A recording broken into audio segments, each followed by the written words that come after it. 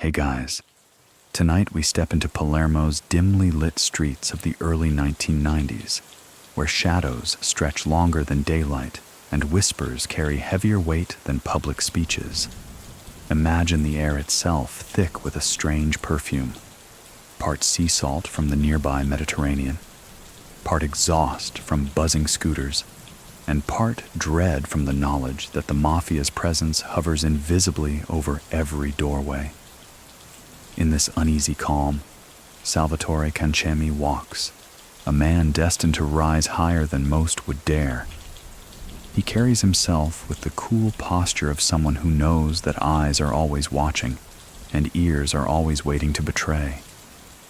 You probably won't survive this kind of world, not for long, not unless you've been baptized in its silence from birth. So, before you get comfortable, take a moment to like the video and subscribe, but only if you genuinely enjoy what I do here. And if you feel like it, post your location and local time in the comments. I love seeing where you're listening from. Now, dim the lights, maybe turn on a fan for that soft background hum, and let's ease into tonight's journey together.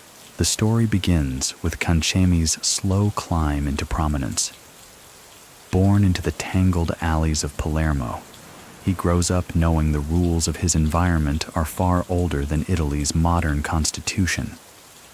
Neighbors exchange favors in hushed tones, merchants nod silently when someone connected comes to collect, and in the evenings, men gather at cafes where no one dares to raise their voice above a whisper. Cancemi absorbs all of it. He learns early that in Palermo, power doesn't wear a suit in parliament. It strolls through the piazza with quiet menace, its authority measured not in laws, but in fear. His boyhood memories contain the contradictions of Sicilian life. Bright festivals celebrating saints, brass bands marching in dazzling sunlight, fireworks lighting the night sky. Then, the next morning, rumors of who was shot after the feast ended, whose business burned for refusing to pay, and whose cousin had vanished because he said too much. For a child like Cancemi, this was not just background noise.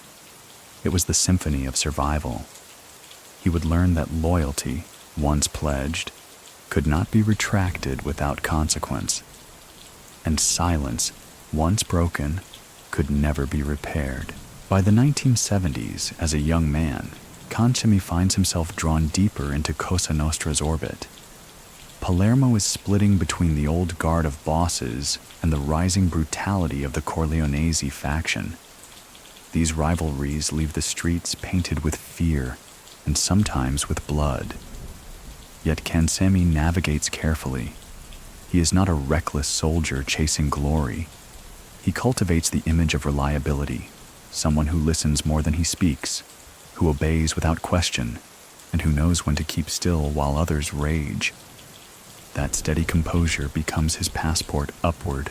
He notices how the bosses live, never flaunting riches openly, but commanding invisible respect.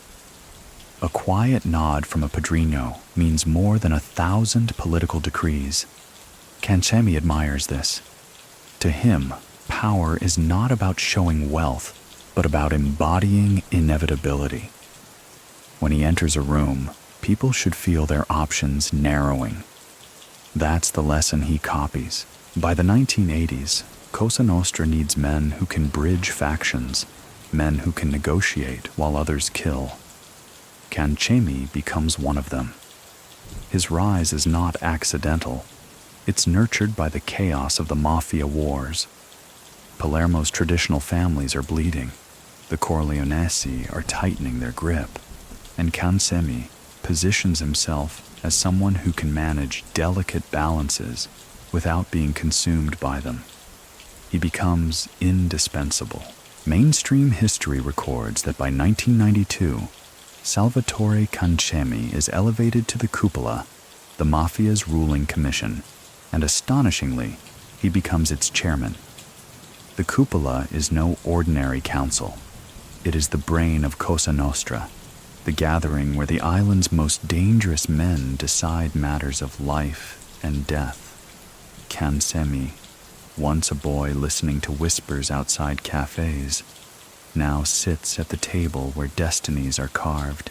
But behind the polished exterior of authority, Cancemi carries private doubts. He sees how the mafia, once a network of honor and mediation, is mutating into something reckless under the Corleonese's violent hand. The assassinations of judges Giovanni Falcone and Paolo Borsellino shake him deeply. The sound of explosions in Capaci and Via D'Amelio aren't just attacks on the state. They echo like warning bells for Cancemi himself. He begins to wonder whether the chair he occupies is not a throne but a trap. Close to Cancemi, those who knew him describe a man caught between loyalty and conscience. Some say he was pragmatic. Others insist he was always calculating an escape. Many people still think that his betrayal years later was inevitable, that the seeds of doubt were planted the very moment he saw what unchecked violence was doing to Sicily. So what do you think? Was Cancemi destined to break omertà from the start? Or did circumstance push him over the edge? For now, picture him seated at the head of the Cupola, Palermo outside buzzing with scooters, shopkeepers closing their shutters early, and children warned not to wander too far. Inside, Cancemi listens as the bosses argue about money, territory, and revenge. He does not raise his voice, but when he finally speaks, the room stills. His words carry the quiet weight of a man who has risen far and who already senses the cost of sitting so high. Palermo in the early 1990s is a city in constant contradiction. Sunlight on stone walls and laundry swaying from balconies, but beneath it all, a drumbeat of fear. Tourists wandering through the old markets hear vendors singing out prices for olives and fish. Yet locals know which stalls belong to which clan, which corners are watched by which set of eyes. For Salvatore Cancemi, these streets are both home and theater. Every step he takes is noticed, every gesture measured. By this time, he is no longer just another man in the crowd. He is a rising star in a shadow government more powerful than anything housed in Rome. He feels the pulse of Palermo's heart in the Vucciria market, where merchants trade not only goods, but also whispers. The buildings are old, their plaster cracked, but the life within them is fierce. It's here that ordinary people navigate the mafia's grip daily. A shopkeeper may sell his fruit with a smile, yet his real survival depends on slipping a quiet envelope into the right hands. A bar owner might hang saints on the wall, but knows the prayers won't keep a window from being smashed if protection money is late. Cancemi has grown up watching this dance, and by the 1990s, he moves through it like a conductor directing an orchestra only he can hear. As chairman of the Cupola, his presence in Palermo is both reassuring and terrifying. On one hand, he is expected to bring order, to resolve disputes between families without endless bloodshed. On the other, his chair places him at the apex of a pyramid built on fear. His reputation for measured calmness makes him different from the violent Corleonese lords who dominate through terror. Cancemi instead rules through the weight of silence. When he steps into a cafe, no one dares to raise their eyes, yet everyone knows precisely who has arrived. History tells us that the early 1990s in Sicily were volatile. The Corleonese faction, under Totorina, had consolidated ruthless control, leaving traditional Palermo families weakened. Judges like Falcone and Borsellino had become national icons, their anti-mafia pool shaking the old sense of mafia untouchability. Cancemi sits at the center of this storm, balancing loyalty to the commission with the knowledge that the state's pressure is mounting like never before. He doesn't shout orders in the street. His influence is quieter, more suffocating. If a businessman wants to expand, he consults Cancemi's network. If a young mafioso wants to climb, he knows Cancemi's nod or shake of the head determines his fate. Cancemi is the invisible architect of daily survival in Palermo. He may not pull the trigger himself, but every bullet fired in the city ripples back to his seat at the Cupola. Those who observed him recall a man with a sharp eye, weighing every word. At meetings, he prefers listening first, speaking last. This habit earns him a reputation for wisdom, but it also hides his private unease. He sees Palermo changing, old loyalties fading, younger killers eager for quick wealth. The Cupola, once an organ of mediation, begins to resemble a pressure cooker with too many hands tightening the lid. Cancemi feels the heat rising, and though outwardly composed, internally he is already measuring how long such a system can hold before it explodes. The city itself mirrors his duality. Palermo is beautiful. Domes of cathedrals catching the morning sun, fishermen pulling in nets at dawn, children chasing soccer balls through alleys. Yet behind these images are neighborhoods where fear keeps curtains drawn. Cancemi knows both worlds intimately. He grew up with the same street games and church bells, but he also grew up with coded warnings whispered in kitchens, with the knowledge that an uncle, a cousin, or a neighbor might vanish overnight. He embodies the contradiction. A Sicilian who loves his city's charm, yet helps orchestrate the terror that poisons it. The Cupola meetings of the early 1990s are tense affairs. Around the table sit men representing Palermo's oldest families, the Corleonesi envoys, and those caught between. Cancemi, as chairman, tries to project calm. He reminds them that unity keeps Cosa Nostra strong, that Palermo thrives only when disputes are solved quietly. Yet everyone knows Rina's shadow hovers over the room, and unity feels like a fragile mask covering cracks that run deep. One night, as Cancemi leaves such a meeting, he passes through the narrow streets where balconies nearly touch overhead. The smell of frying sardines drifts from open windows, and somewhere a radio plays an old Sicilian folk song. He pauses, knowing that even these small sounds carry their own danger. A man in his position cannot stop to enjoy them too long. Sentiment is a weakness. Still, for a moment, he allows himself to remember the Palermo of his childhood, before the chairmanship, before the weight of lives in his hands. Many people still think that Cancemi never truly belonged in Rina's brutal world, that his temperament was too cautious, too thoughtful, too connected to Palermo's traditions to stomach the Corleonesi style. Was he simply an opportunist rising in chaos, or a reluctant figurehead placed in the cupola to keep up appearances? So what do you think? Did Cancemi wield real power in Palermo, or was he already a pawn caught between stronger men? For the people of Palermo, though, the answer mattered little. They knew only that the streets they walked were Cancemi's streets, a city under watch, every stone corner and every market stall living under rules never written, but always enforced. And in the heart of it, the chairman moves silently, a man who looks calm, but carries storms in his silence. The cupola's rise in the early 1990s marks a strange paradox.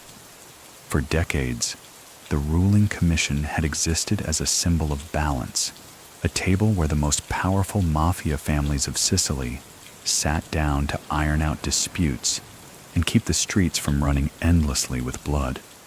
Yet by the time Salvatore Cancemi becomes its chairman, that balance is already wobbling on a knife's edge. Cancemi takes his seat, knowing that the cupola he inherits is not the same one his predecessors built.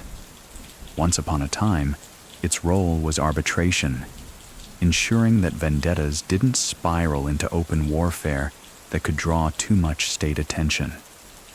A family crossed another, the cupola convened, and punishment was measured, often quietly enforced. But under the shadow of Toto Riina and the Corleonesi, the cupola's chambers are less about balance and more about confirmation of decisions already made elsewhere. Riina rules through fear, his word echoing louder than any council vote. Cancemi, though chairman, senses he is not master of the orchestra, but merely the conductor of a score already written.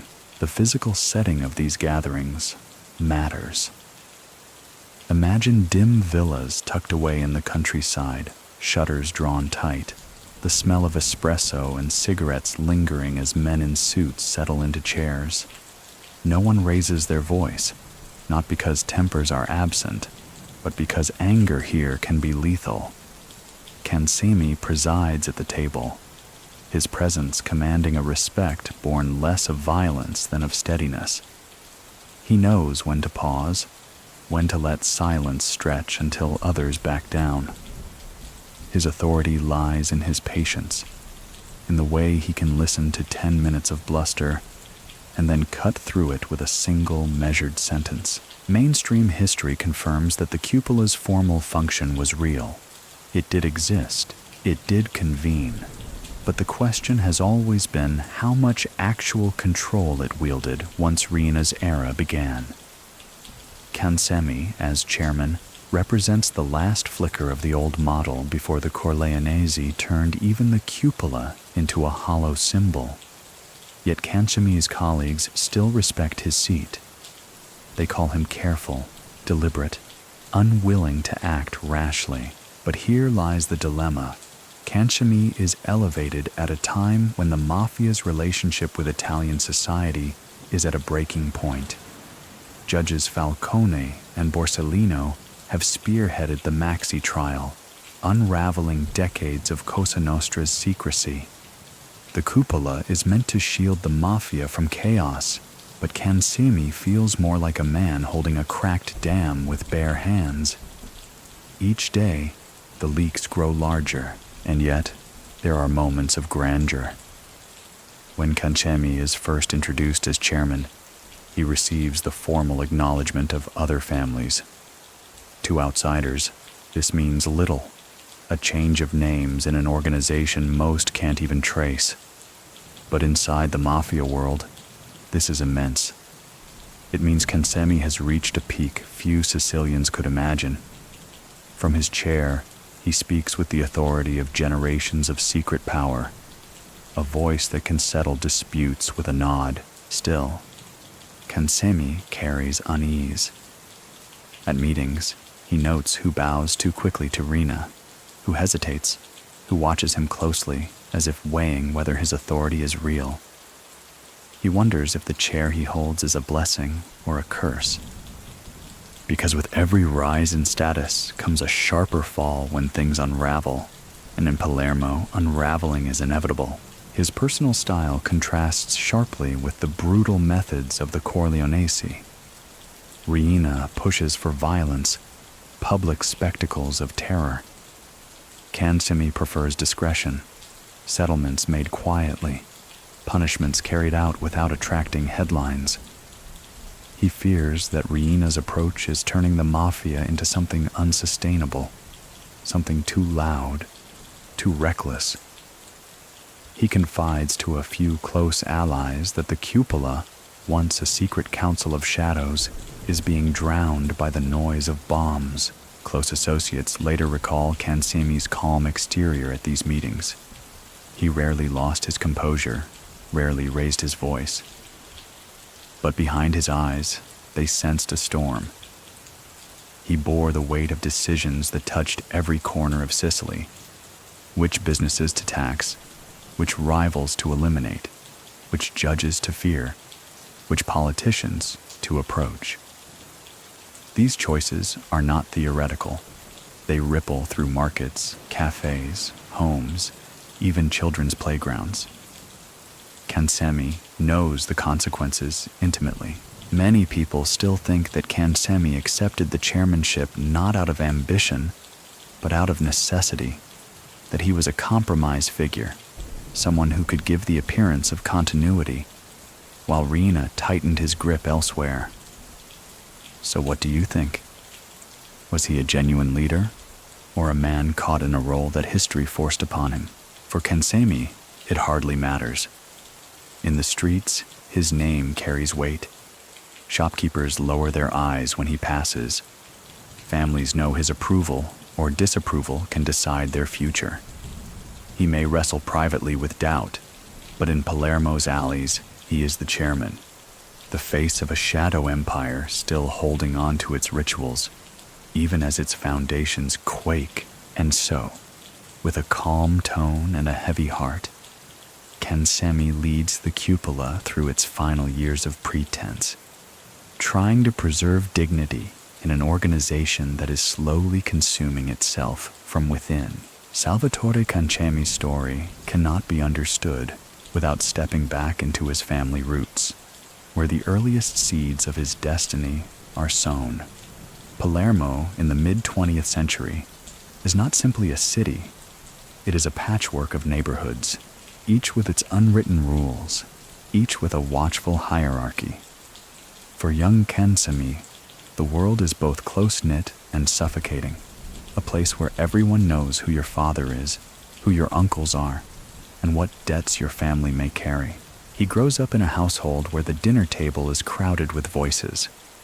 Some of them are his blood relatives, others are friends of the family. Though in Sicily, friend can mean many things. A casual visitor might notice laughter, the clink of glasses, and the smell of pasta al forno filling the kitchen.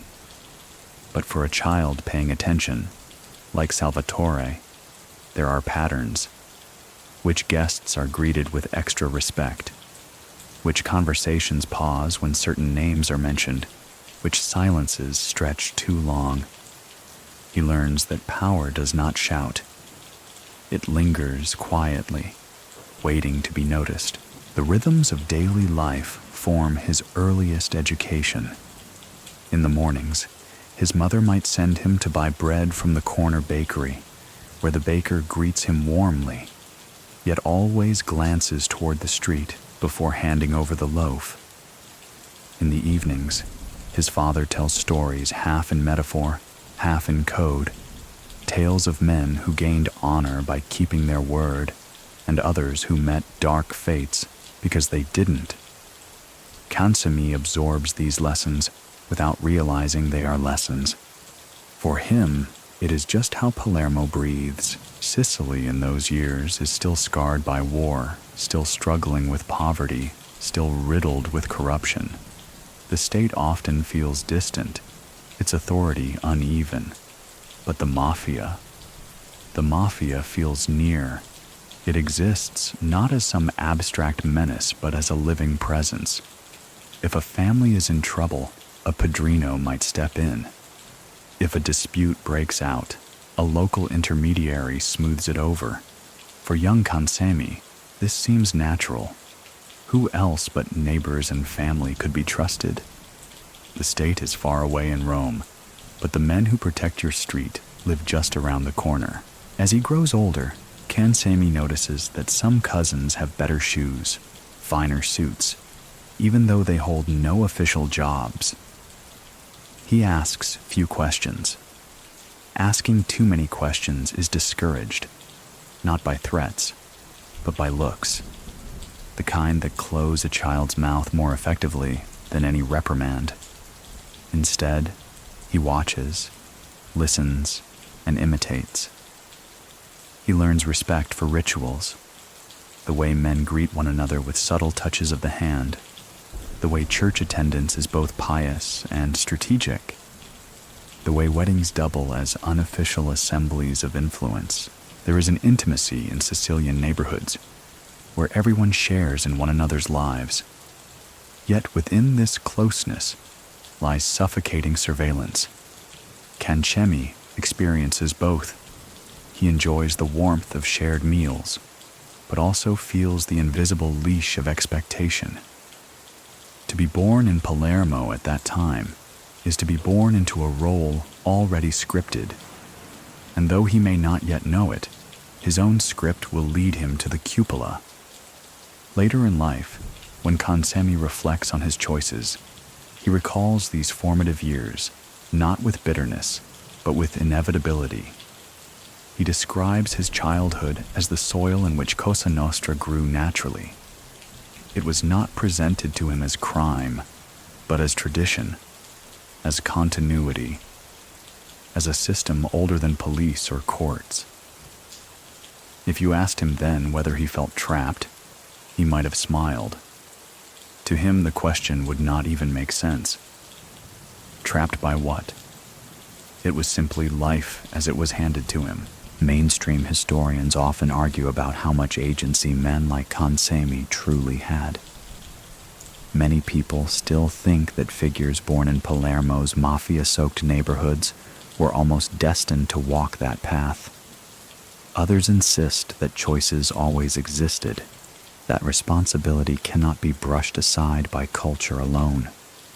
So what do you think? Was Cancemi a product of his environment, or an architect of his own descent?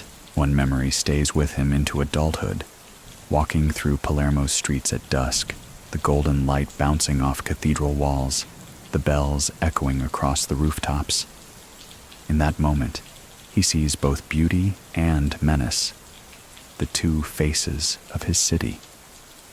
He loves Palermo, yet he knows that to live fully within it, he must embrace both sides. And so the boy who listens quietly at the dinner table becomes the man who listens quietly at the cupola, always measuring, always absorbing. His family roots teach him that silence is not weakness but power, that appearances must be maintained, that strength is inherited, but must also be proven. In those lessons, the foundation of his future chairmanship is laid long before he ever enters the smoke-filled rooms of mafia councils. Cancemi's early steps into the mafia world are not sudden leaps, but cautious entries shaped by the first lessons he receives as a young man. Growing up in Palermo, he is taught the value of loyalty, the same way other children might be taught arithmetic. Silence is drilled into him not as a burden, but as a natural form of survival. To speak too freely is to risk everything. To remain quiet is to be trusted. It is a lesson reinforced at every family gathering, every whispered exchange, every story of those who broke the code and paid with their lives. As adolescence hardens into adulthood, Cancemi's education expands beyond family walls. Older men notice his calm temperament, his habit of watching without rushing, and they begin to guide him. A cousin pulls him aside after a neighborhood dispute and explains how a single word at the wrong time could set off a feud. An uncle shows him how favors must be given without expecting thanks, because true respect is not loud. It is returned later, silently, when you need it most. Cancemi understands. He realizes that the mafia's greatest weapon is not its guns, but its invisible bonds of obligation. In the narrow alleys of Palermo, Cancemi learns to read gestures as if they are a second language. A nod can mean approval, a pause can mean danger, and a glance away at the wrong moment can mean you have lost someone's trust. He notices how shopkeepers slip envelopes beneath counters, how policemen sometimes look the other way, how businessmen pretend not to recognize who is sitting at the corner table. To outsiders, these are small details. To Cancemi, they are instructions written in plain sight. By the late 1960s, the young man is already considered dependable. He is asked to run errands, delivering messages, carrying small sums, escorting men from one part of the city to another. These are simple tasks, but he treats them with the gravity of ceremony. A letter delivered at the right moment can decide whether two families go to war or make peace. Cancemi knows this, and he performs the work with care. His reliability does not go unnoticed. The first real lesson in survival comes when a dispute between rival clans erupts near his neighborhood. Gunshots break the silence one night, leaving the street shaken. The next day, Cancemi listens as men argue about who was responsible and how the retaliation should unfold. He does not speak, but he watches closely as elders weigh pride against pragmatism. The lesson is clear. In Cosa Nostra, the strongest man is not the one with the fastest trigger, but the one who can control when and how violence is unleashed. History reminds us that Sicily at this time is a cauldron of shifting alliances. The Corleonesi are beginning to stir, pushing against Palermo's traditional families. Politicians make promises to the state while quietly keeping lines open to mafia intermediaries. Cancemi absorbs it all, filing away each contradiction. To him, the state is a far-off entity, but the men at the cafe table across the street are present, powerful, and immediate. He begins to mirror their behavior. At dinners, he learns to let others speak first. When questioned, he answers simply, never giving away more than necessary.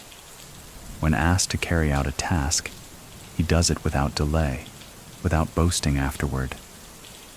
Slowly, he acquires a reputation for being dependable, not reckless. And in the mafia world, dependability is currency more valuable than money. Yet this path requires sacrifices. Cancemi watches friends pursue normal lives. Some leave Sicily for work abroad, some start businesses, others chase simple dreams like soccer or university. He knows those doors are not for him. He has chosen, or perhaps been chosen, for another kind of life. The weight of that realization sits heavily on him, but he accepts it as inevitable. Palermo's streets have already shaped him. Resistance would mean alienation not just from the mafia, but from his own roots. Many people still think that Cancemi never wanted the violent side of Cosa Nostra, that he would have preferred a quieter life had he been born in another place, another family. Others argue that his early obedience shows a man who was always willing to bend toward power, wherever it came from. So what do you think? Was Cancemi a reluctant participant in the mafia's darker lessons, or a willing student from the beginning? Either way, those early lessons of loyalty and silence stay with him forever. They are the foundation on which he builds his reputation, the skills that allow him to ascend later into the cupola. For now, he is still learning, still watching, still shaping himself into the man who will one day preside over a table of bosses. But the groundwork has been laid, and Cancemi knows it. Silence is his shield, loyalty his currency, and patience his teacher. By the time Cancemi matures into his 30s, the lessons of loyalty and silence have already formed the bedrock of his character. Now, the mafia begins to entrust him with responsibilities that reveal the darker truth, that behind the respectable fronts of business lies a world cemented together by fear and blood. The 1970s and 1980s in Sicily are an era of booming construction, and nowhere is this more evident than in Palermo, where concrete pours across the city like a second sea. Apartment blocks rise quickly, often cheaply, changing the skyline. To the public, it looks like progress. To Cancemi and his associates, it is a fortune. He observes how these projects work. Permits are smoothed over with bribes. Contracts are awarded not by competition, but by quiet agreements among families. Cement companies are owned on paper by legitimate businessmen, but everyone in Palermo knows who really controls them. Cancemi sees the city itself become a ledger, each new building a calculation, each foundation a profit shared between men who may never appear in any official registry. But this cement boom has a cost. Behind every shiny apartment block is the shadow of those who resisted, those who refused to pay the pizzo, the protection money. A contractor who delays payments finds his machinery burned. A builder who dares to complain ends up abandoned by partners, and sometimes abandoned in a ditch. Cancemi understands that the mafia thrives not because it invents violence, but because it mixes violence with business so seamlessly that the two cannot be separated. Palermo residents come to call this wave of construction the Sack of Palermo, and history confirms that it reshaped the city almost overnight. Many historic villas are torn down, gardens paved over, all in the rush of profit. Cancemi is not the architect, but he is one of the men ensuring that money flows properly, that rules are observed, and that any resistance is crushed. He is careful not to show open brutality. Others do that work. His strength lies in ensuring that once the blood dries, the money still circulates. Walking through the streets, Cancemi notices how quickly people adapt. Tenants move into new blocks built on corrupt contracts, and life goes on as if nothing unusual has happened. Children play soccer in courtyards. Mothers hang laundry. Men gather at cafes. But Cancemi sees the invisible ink written across the concrete walls. Each one is marked by Cosa Nostra's control. It is a city literally built on intimidation. His role deepens when financial schemes emerge beyond construction. Cigarette smuggling, heroin routes, and cross-Mediterranean shipping become part of the portfolio. Cancemi learns to balance the books of both blood and business. He sits with accountants who never appear at trials, but whose ledgers are more dangerous than any pistol. He realizes that money, once laundered through legitimate fronts, becomes untouchable, clean enough to be invested abroad, in banks that will never ask where it came from. At the Cupola meetings, Cancemi grows more confident. He demonstrates not only knowledge of street operations, but an ability to discuss numbers, percentages, and logistics. Other bosses take note.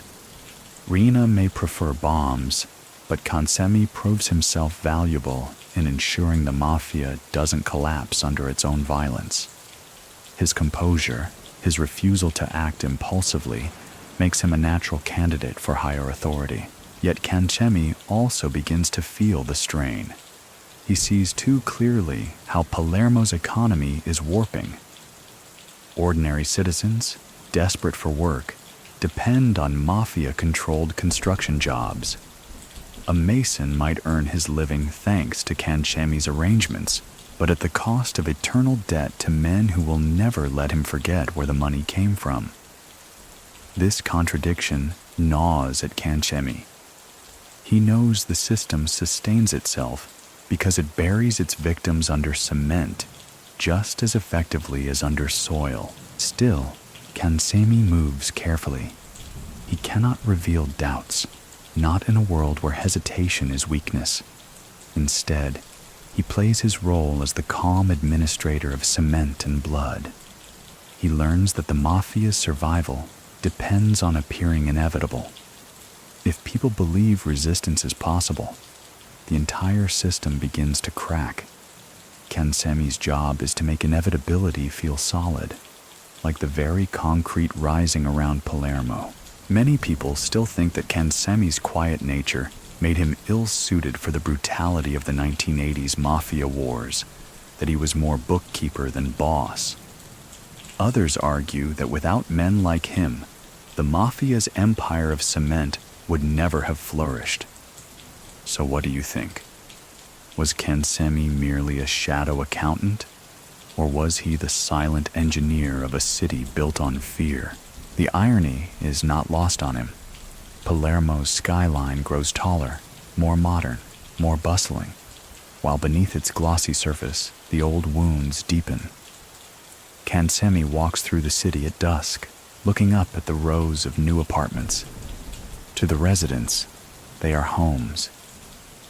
To him, they are monuments to the delicate balance of business and brutality that defines his life. He knows the walls will stand long after the names of those who built them are forgotten. But the blood poured into the foundations, he will remember that always. The cupola chambers are not grand halls of marble or echoing parliamentary seats.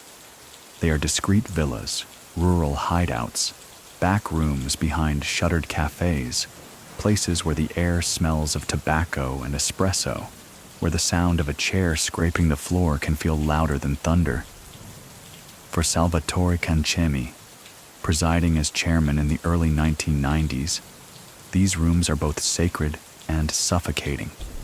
Sacred because they represent the heart of Cosa Nostra's authority. Suffocating because every word uttered inside carries the weight of life or death. When Cancemi steps into such a chamber, he does not arrive flamboyantly. There are no parades, no titles spoken aloud. A nod at the door, a quiet greeting, a handshake that lasts just long enough to confirm respect. He sits not as a king, but as a custodian, one whose power lies in managing the balance of egos around him. The Cupola is meant to function as a ruling council, a collective voice of Sicily's most feared men. But under the heavy shadow of Toto Riina, its role has shifted. Cancemi knows it. Everyone at the table knows it. Still, the ritual must go on. Around the table, representatives of Palermo's families settle into their seats. Cigarette smoke rises in curls, dimming the light bulbs already shaded by heavy curtains. The talk begins with business. Construction contracts, smuggling shipments, debts to be settled. Cancemi listens patiently, letting the rhythm of voices reveal where tensions lie. One capo insists on expanding his control over a particular district. Another counters with claims of betrayal. Cancemi does not rush to intervene. He lets silence stretch until impatience burns itself out. Only then does he speak, his voice steady, reminding the table of unity, of balance, of the need for discretion in times when the state's gaze is sharper than ever. The irony is thick. While the cupola was designed as a safeguard against chaos, by the 1990s it has become a place where chaos is merely managed, not prevented. Rina's violent campaigns have already tilted the scales, making discussion often feel like performance. Decisions are less about negotiation than about confirming the direction already decreed by Corleone's brutal leadership. Cancemi senses this, but plays his role with care, never openly challenging, always projecting calm authority. History records that the cupola had long been a defining feature of Cosa Nostra. Its invention in the 1950s represented a shift from individual bosses to a collective commission, meant to keep peace among families. Cancemi sits in the chair that symbolizes this tradition, even as he realizes the tradition itself is fraying. His chairmanship is both an honor and a burden. An honor because he has reached the pinnacle, a burden because the pinnacle is cracking beneath him. In these sessions, the choreography matters. Men wait their turn to speak, their voices measured, their eyes always scanning the reactions around the table. Cancemi is skilled at reading these cues. He can tell when a capo is bluffing, when a promise hides desperation, when a silence masks calculation. He responds with brevity. A single sentence from him often suffices to close a dispute, or at least to delay it. That restraint earns him respect, though it also isolates him. Few can read his true feelings, and fewer still would dare to ask. Outside these walls, Palermo continues its rhythm. Scooters buzz, markets trade, children laugh in alleyways. But Cancemi knows that every small decision inside the chamber ripples outward. A shipment authorized here feeds a family there. A punishment agreed upon here leaves another family in mourning tomorrow. The cupola is invisible to the public, yet its fingerprints are everywhere, and yet Cancemi cannot ignore the dissonance. He recalls the original ideals taught to him, that Cosa Nostra was about honor, about keeping order where the state failed. Now, as he listens to arguments tinged with greed and decisions steeped in blood, he wonders if those ideals ever truly existed. The cupola chambers have become less a sanctuary of wisdom and more a stage for dangerous ambitions. Many people still think that Cancemi's calm presence gave the cupola a veneer of stability, that without him, its meetings would have collapsed into open confrontation. Others suggest he was little more than a moderator in a play already directed by Riina. So what do you think? Was Cancemi genuinely guiding the mafia's brain, or merely holding the mask in place while others pulled the strings? For Cancemi himself, the answer is blurred. Sitting at the head of the table, he feels both powerful and powerless. He can silence arguments, but he cannot silence Riina's bombs. He can preserve appearances, but he cannot preserve the old mafia's soul. Each meeting leaves him heavier, each decision another reminder that the chair he occupies is less throne than trap. Still, he continues, because in Sicily, rituals must be maintained. The cupola must meet, the chamber must be filled, and Cancemi must sit at its head, even if, deep inside, he suspects the days of true authority are already gone. Rivals and allies. This is the eternal puzzle Cancemi faces as chairman of the cupola. For every man at the table who nods respectfully, there is another whose loyalty bends toward the Corleonesi. For every ally who whispers counsel, there is a rival measuring whether Cancemi's calm demeanor is strength or weakness.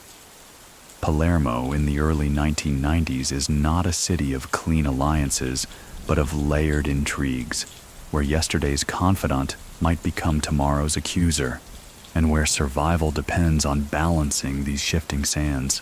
Cancemi has always been skilled at walking this tightrope. Unlike Riina, who crushes opposition through terror, Cancemi believes influence requires a careful hand.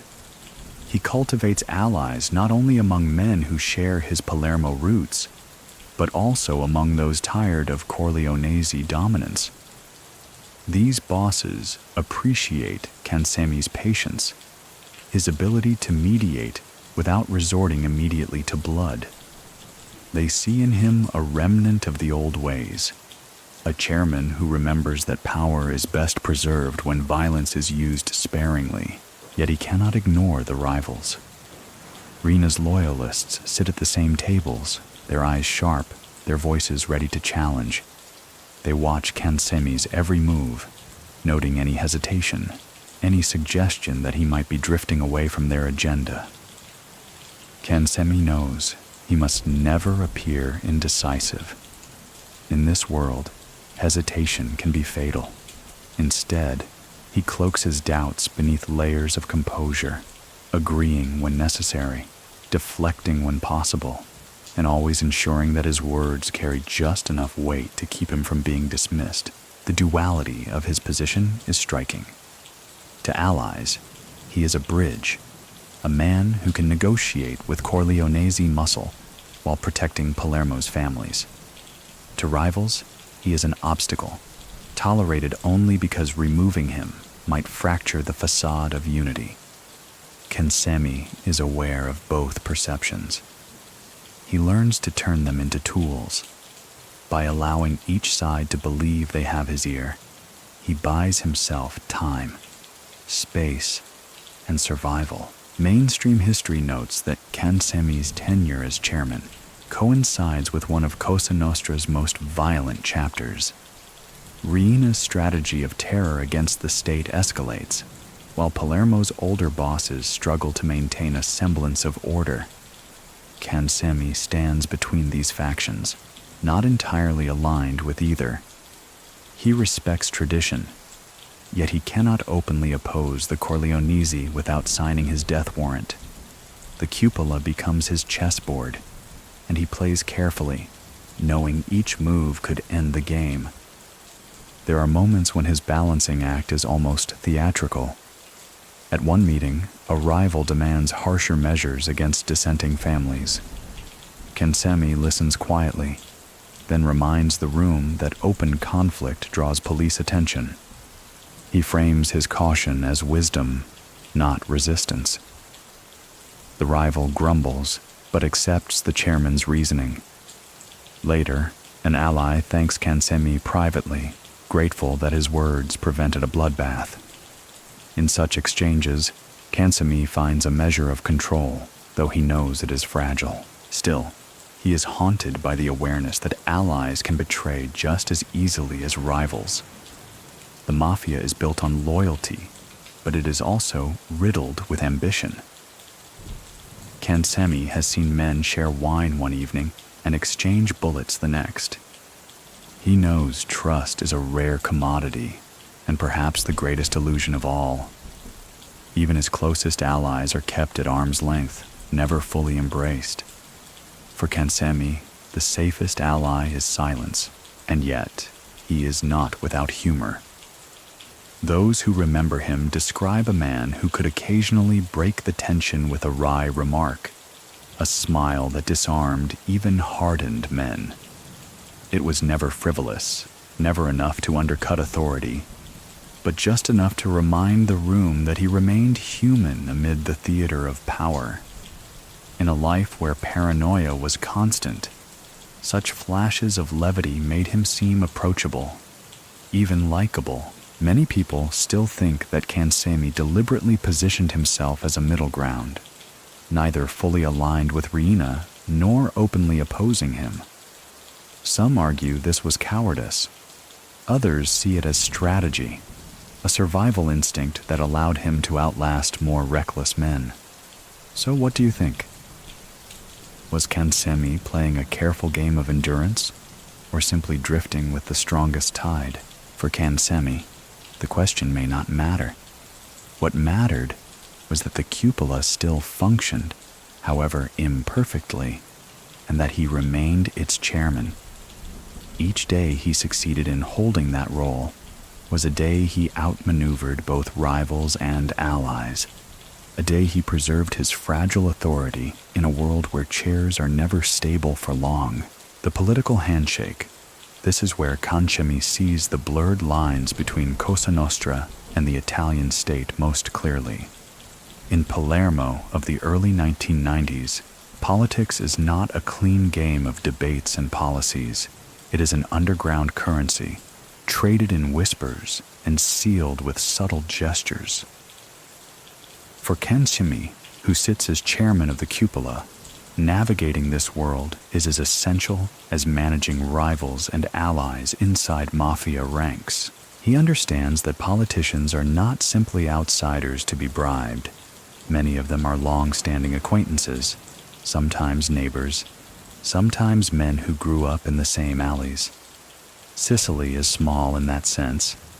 Personal histories interlace with official titles. A councilman may have once played soccer with Cancemi's cousin.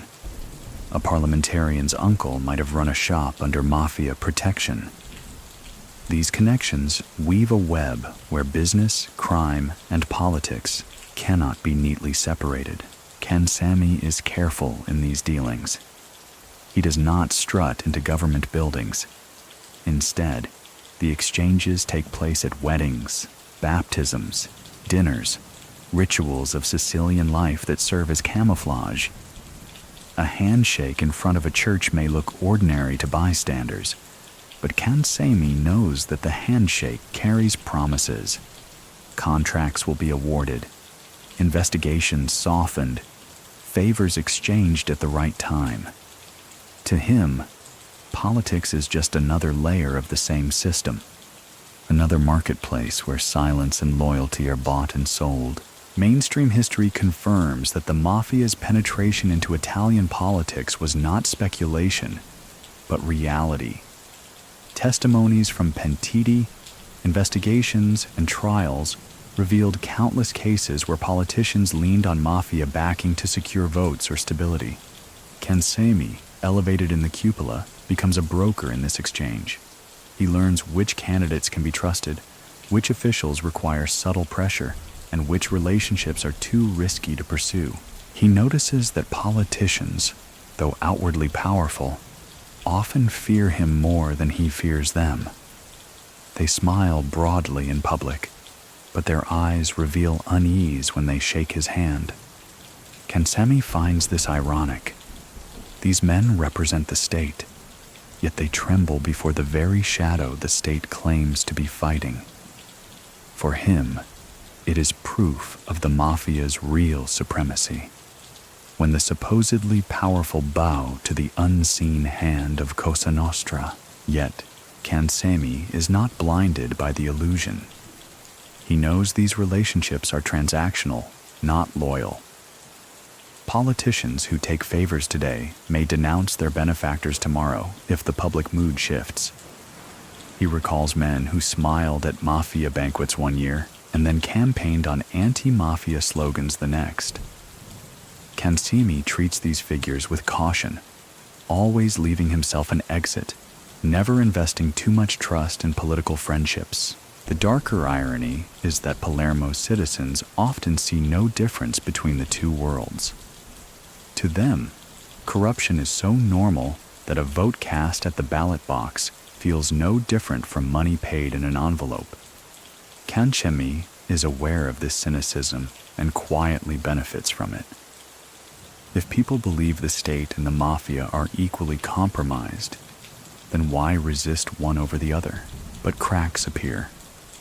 The assassinations of Falcone and Borsellino shift the mood of Italy, sparking outrage so fierce that politicians can no longer look the other way. Cancemi feels the change in the air. Handshakes that once came easily now carry hesitation. Promises once spoken openly now trail off into silence. The state, forced into action, begins tightening pressure on the very men Cancemi had cultivated. Still, he continues the ritual. He attends ceremonies, exchanges nods, and keeps up appearances. He knows appearances are survival. To withdraw entirely would signal weakness. To push too hard would draw unwanted spotlight. Cancemi's strength lies in walking that fine line, in projecting inevitability even as the ground beneath his chair begins to shift. Many people still think that Cancemi's political connections shielded him longer than his contemporaries, that he survived the initial storm because of the officials who owed him. Others argue that those same connections planted the seeds of his eventual betrayal, forcing him into a position where silence was no longer sustainable. So what do you think? Were these handshakes his armor, or were they the very ropes that tied him down? What Cancemi knows is simple. In Palermo of the 1990s, politics and Cosa Nostra are not separate. They are twin faces of the same coin, flipped in the hands of men like him. And each handshake he makes carries not just the weight of promise, but the shadow of inevitable consequence, a city under watch. That is how Palermo feels in the early 1990s. The architecture is beautiful, the Mediterranean air fragrant, but there is an invisible net stretched across its streets. Every corner has eyes, every square has ears, and every conversation may travel farther than intended. For ordinary citizens, daily life is a negotiation between routine and vigilance. For Cancemi, seated as chairman of the Cupola, Palermo itself is a chessboard where every piece is constantly shifting. He walks its streets and senses the duality. In the morning, shopkeepers lift their shutters, sweeping the dust from storefronts, arranging fruits and vegetables in colorful displays. Children in school uniforms hurry past, laughing, carrying books. To an outsider, Palermo looks vibrant, alive, almost ordinary. But Cancemi knows the deeper layer. Which stalls are quietly paying tribute, which schools are funded by hidden hands, which neighborhoods belong to which family. To live in Palermo is to live under observation. The ordinary people adapt. They know the rules without needing them written. A man pays his pizza on time because he wants his bakery left untouched. A taxi driver avoids certain routes because he knows who controls them. A woman lowers her voice when discussing politics because she remembers her cousin's disappearance years earlier. These precautions are not paranoia. They are survival strategies passed down like family recipes. History records this atmosphere vividly. In the aftermath of Falcone and Borsellino's assassinations, Palermo becomes a city of grief and defiance. Citizens hang white sheets from their balconies as silent protests, signaling they have had enough of mafia control. Yet at the same time, fear persists. Those same balconies may be watched by men loyal to Cosa Nostra, who take note of who dares to display resistance. Cancemi observes this tension, the state and the people pushing back, the mafia still gripping tightly. From his perspective, the city is alive with signals. A simple glance exchanged in a cafe may mean more than a newspaper headline. A car idling too long outside a home may send ripples of fear through an entire block. Cancemi knows how finely tuned these signals are, how one misstep can shatter a man's life. He himself relies on them, reading them with precision, adjusting his behavior to maintain authority without ever appearing reckless. He understands that his presence in Palermo carries a chilling effect. If he enters a restaurant, conversations dim. If he walks through a market, the buzz lowers to a hum. People pretend not to notice, yet every eye is aware of him. Cancemi does not need to raise his voice. The city itself speaks for him. And yet, this power comes with a cost. The awareness that even his steps are being watched by rivals, police, and perhaps even future betrayers. There is a strange intimacy in this mutual surveillance. Palermo is not a metropolis where anonymity protects you. It is a compact city where faces are remembered, stories are told, and secrets travel quickly. Cancemi knows his own face is etched into this collective memory. Some see him as protector, some as predator, but all see him. There is no hiding at the top, and still, he sometimes feels a pang of nostalgia. Walking past the cathedral, hearing bells echo across the piazza, he remembers being a boy in the same streets, running, playing, carefree. Now he walks them burdened with the weight of authority, aware that every step has consequence. The city has not changed as much as he has. Palermo remains a mosaic of beauty and menace, of sunlight and shadow. Many people still think that Palermo itself shaped men like Cancemi, that the city's culture of closeness and suspicion molded him into the chairman he became. Others insist he helped shape Palermo in return, twisting its rhythms to fit the mafia's shadow. So what do you think? Is Cancemi the product of a city under watch, or the architect of its suffocating gaze? Either way, the truth remains. Palermo in the 1990s is not free. It is a city watched from all sides, by bosses, by rivals, by politicians, by the state, and by ordinary citizens who know more than they say. And at its center, Salvatore Cancemi sits, the quiet chairman of a city that never truly looks away. The judge's shadow looms over Cancemi's tenure like a silent storm cloud. Giovanni Falcone and Paolo Borsellino are not ordinary magistrates. They are symbols, flesh and blood reminders that the state can still bite back. Their presence in Palermo in the late 1980s and early 1990s shakes the foundations of Cosa Nostra. And though Cancemi sits as chairman of the Cupola, he knows that every decision he makes is weighed against the work of these two men. Falcone, meticulous and unyielding, is the architect of the Maxi trial. His methods, tracking bank accounts, wiring conversations, piecing together testimonies from pentiti, cut through the mafia's myth of invincibility. Cancemi cannot ignore him.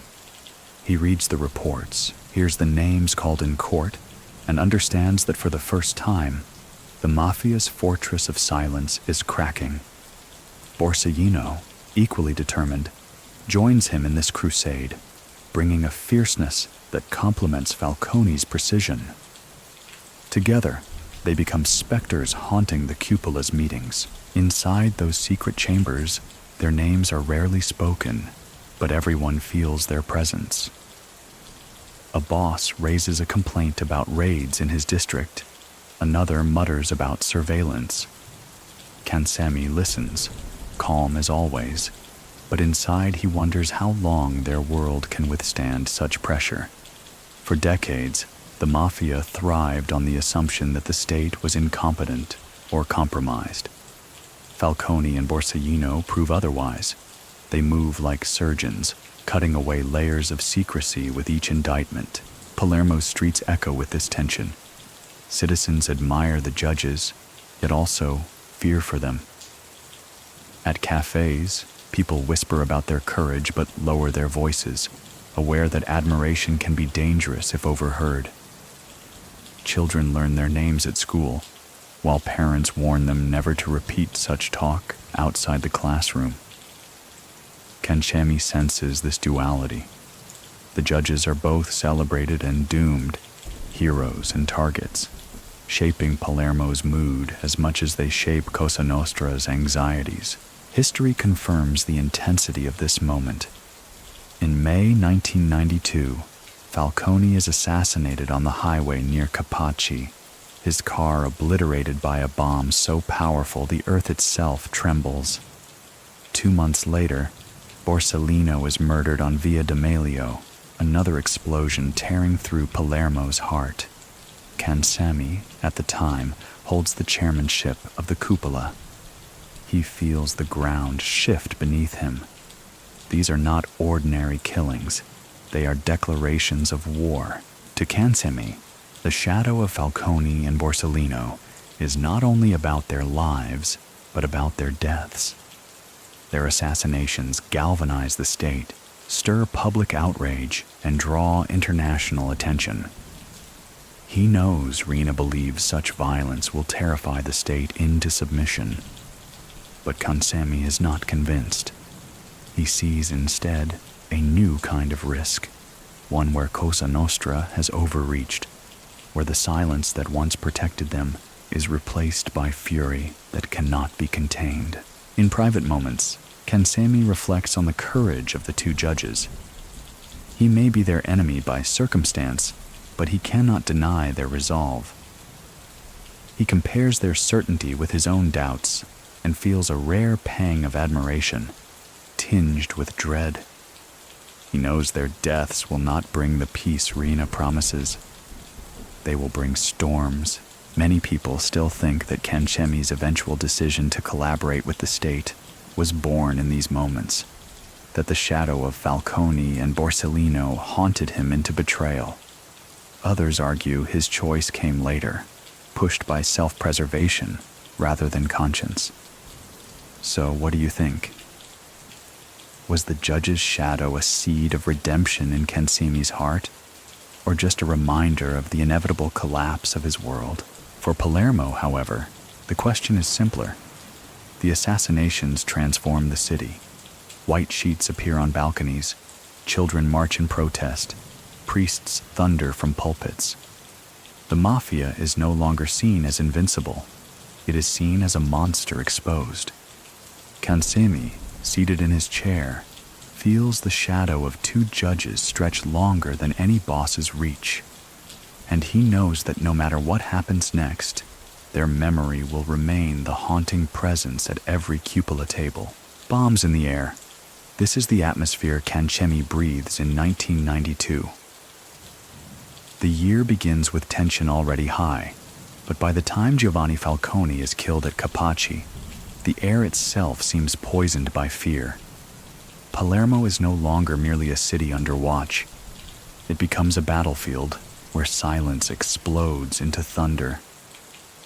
For Cancemi, seated at the cupola's head, the detonations mark a turning point from which there is no return. He hears the news of Capaci like everyone else. Cars reduced to twisted metal, the highway ripped apart, the judge and his escort obliterated in an instant. Even for men who live by violence, the sheer scale of it is staggering. Cancemi knows that Cosa Nostra has crossed a threshold. Riina calls it strength, a warning to the state. Cancemi feels it is a scream too loud, one that will echo farther than anyone intends. He sits in the cupola chamber afterward, listening to men mutter approval, others uneasy, all of them measuring their words carefully. Cancemi, calm as always, says little, but inside, something cracks. 2 months later, when Paolo Borsellino is assassinated with another car bomb on Via D'Amelio, Cancemi feels the weight multiply. Palermo shakes not just from the blast, but from grief. Citizens flood the streets in mourning, in rage, hanging banners that denounce the mafia, filling piazzas with cries of "Basta!" Cancemi walks through these streets with measured calm, but he feels the eyes on him, senses the shift in the air. The old fear is still there, but now it is mixed with defiance. Inside Cosa Nostra, the bombs deepen fractures. Some bosses cheer Riina's ruthlessness, convinced it will bend the state's will. Others, Cancemi included, see the folly. They know the government cannot ignore such attacks. It will strike back with unprecedented force. Cancemi, though chairman, is trapped. To oppose Riina openly would mean death. To agree silently means complicit ruin. He wears composure like armor, but inside he wonders how long this facade can last. The city itself changes rhythm. Checkpoints appear. Police patrols multiply. Journalists dig deeper. Children ask their parents why the ground shakes, why funerals march through their neighborhoods. Cancemi notices the strain on ordinary life. Markets still open, but the chatter feels subdued, colored by the awareness that bombs can fall anywhere, anytime. He feels Palermo's heartbeat falter, a city gasping under the weight of both terror and resistance.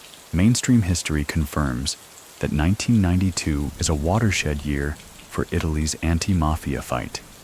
The killings of Falcone and Borsellino forced the state to act, introducing harsher prison regimes, tighter surveillance, and greater support for prosecutors. Cancemi witnesses this shift firsthand. Where once bribes and handshakes bought safety, now raids crash through doors and arrests multiply. The mafia's old invisibility is shattered. For Cancemi personally, the bombs bring more than external pressure. They stir internal doubt.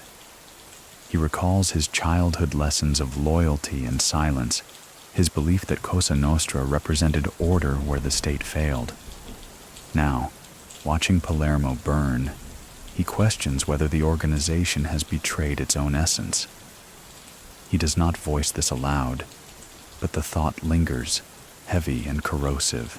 Many people still think that Cancemi's eventual decision to cooperate with the state was cemented here, in the months when Palermo echoed with explosions. Others believe he was still clinging to loyalty then, that fear rather than conscience drove him later. So, what do you think? Did the bombs awaken a moral reckoning in him, or did they simply convince him that survival required a new strategy? What is certain is that the cupola never feels the same again. Cancemi presides over meetings in which men argue louder, more desperate, more divided. Each voice carries the undertone of dread, as if they all know the walls are closing in. The bombs, meant to silence judges, instead echo inside the mafia itself, rattling even its highest chair. And Cancemi, seated there, feels the shock waves not only in his ears, but in his very sense of purpose. Whispers of doubt begin to creep into Cancemi's life, like drafts through the cracks of an old villa. For years, he has been steady, calm, outwardly loyal. He has listened more than he has spoken, weighed his words like coins, and kept his private thoughts hidden behind the mask of a chairman. But after the bombs of 1992, after the assassinations that tore through Palermo's soul, his silence becomes heavier. What once was his strength now feels like suffocation. He walks the streets of his city, and the air is different. The fear is still there, but it has changed flavor. Before, people lowered their eyes because they accepted Cosa Nostra as inevitable. Now, they lower their eyes because they are angry, because they are grieving, because they know too much blood has been spilled for pride. Cancemi feels this shift. It seeps into him, unsettling the quiet certainty he once carried. Inside the cupola, the murmurs grow sharper. Some bosses speak of striking harder at the state. Others caution retreat. Cancemi listens, as always, but finds himself more troubled than before. He wonders whether the chairmanship he holds is truly authority or merely theater performed under Riena's command. He knows what many around the table refuse to say aloud, that the bombs have not silenced Italy, but awakened it. The streets themselves bear witness. White sheets still flutter from balconies, protests still gather in piazzas. Palermo's silence is cracking, and with it, Cancemi's loyalty begins to fracture. These doubts are not shouted, not even whispered to allies. They come in private moments, when Cancemi sits alone at night, hearing distant sirens, when he recalls the childhood lessons of honor, realizing they no longer fit the blood-soaked reality around him, when he looks at his own reflection and sees not a custodian of tradition, but a weary man trapped between two collapsing worlds. Still, he performs his duties. He attends meetings, he offers judgments, he maintains composure. But beneath the surface, his conscience stirs. He asks himself questions that once would have been unthinkable. What is Cosa Nostra now? A guardian of order, or a gang of arsonists lighting their own house on fire? What is his role? Chairman, or prisoner of a crumbling empire? The whispers of doubt also come through small cracks in conversation. An ally mentions the pressure of police raids. Cancemi nods, but inwardly he wonders whether the ally is searching for a way out, too. A relative asks him cautiously whether this life is worth the cost. Cancemi says nothing, but the question lingers, echoing louder than most speeches he hears at the cupola. History notes that by late 1992, Cancemi begins distancing himself from Riena's violent vision. His later testimonies confirm that he had already started to see the madness of endless escalation. He may not have spoken against it then, but inside, his disillusionment deepens. He realizes that Cosa Nostra has trapped itself, too violent to retreat, too exposed to hide, too arrogant to change. Many people still think that Cancemi's doubts were the first real betrayal, that long before he approached investigators, he had already abandoned Cosa Nostra in spirit. Others argue his doubts were just survival instincts, the natural fear of a man watching the walls close in. So what do you think? Were these whispers of doubt conscience speaking, or calculation quietly growing? For Cancemi, the distinction may not even matter. What matters is that his silence begins to feel different. No longer the silence of loyalty, but the silence of someone questioning everything he has built. He carries this doubt like a hidden wound, invisible to those around him, but impossible to heal. And in the shadows of Palermo, where silence is supposed to be sacred, Cancemi's silence is beginning to break. The money trail winds through Cancemi's world like a hidden river, sometimes calm and quiet, other times roaring with force. By the 1980s and early 1990s, Cosa Nostra is no longer a loose collection of neighborhood enforcers. It is an empire, and its empire is measured not just in fear but in cash. Cancemi, with his steady temperament, becomes one of the men trusted to understand how the wealth flows, how it grows, and how it disappears. At the surface, Palermo bustles with its normal economy: fruit stalls, fish markets, workshops, and cafes. But Cancemi knows the real fortunes do not move in plain sight. He has seen envelopes exchanged in back rooms, suitcases of money loaded into cars at dusk, and accounts quietly adjusted in ledgers. The Cupola's power lies as much in its financial machinery as in its guns. For every body buried, there is a trail of banknotes ensuring that someone profits. Construction remains a cornerstone. The sack of Palermo is still feeding the mafia coffers, but Cancemi sees further. He knows the profits from cement are now being laundered through hotels, shipping companies, and even casinos abroad. The Cupola is no longer satisfied with local dominance. It wants global reach. Cancemi listens to reports of heroin routes linking Sicily to New York, of cigarette smuggling that stretches across the Mediterranean, of offshore accounts that make money untouchable by Italian courts. He notices how careful the financial men are. They rarely carry weapons, but their balance sheets are sharper than blades. One accountant explains how funds can pass through 3 shell companies before reappearing as investments in Milan. Cancemi nods, appreciating the efficiency. He understands that in the modern mafia, the man with the pen may wield more influence than the man with the pistol. Mainstream history confirms this transformation. By the 1990s, Italian investigators were tracing billions linked to mafia-controlled businesses, with operations stretching far beyond Sicily. Cancemi, seated at the Cupola, has to balance these operations. He ensures Palermo's families receive their share, that disputes over revenue are settled, that no one feels cheated. His authority depends on maintaining this fragile equilibrium of greed. Yet the money trail brings its own dangers.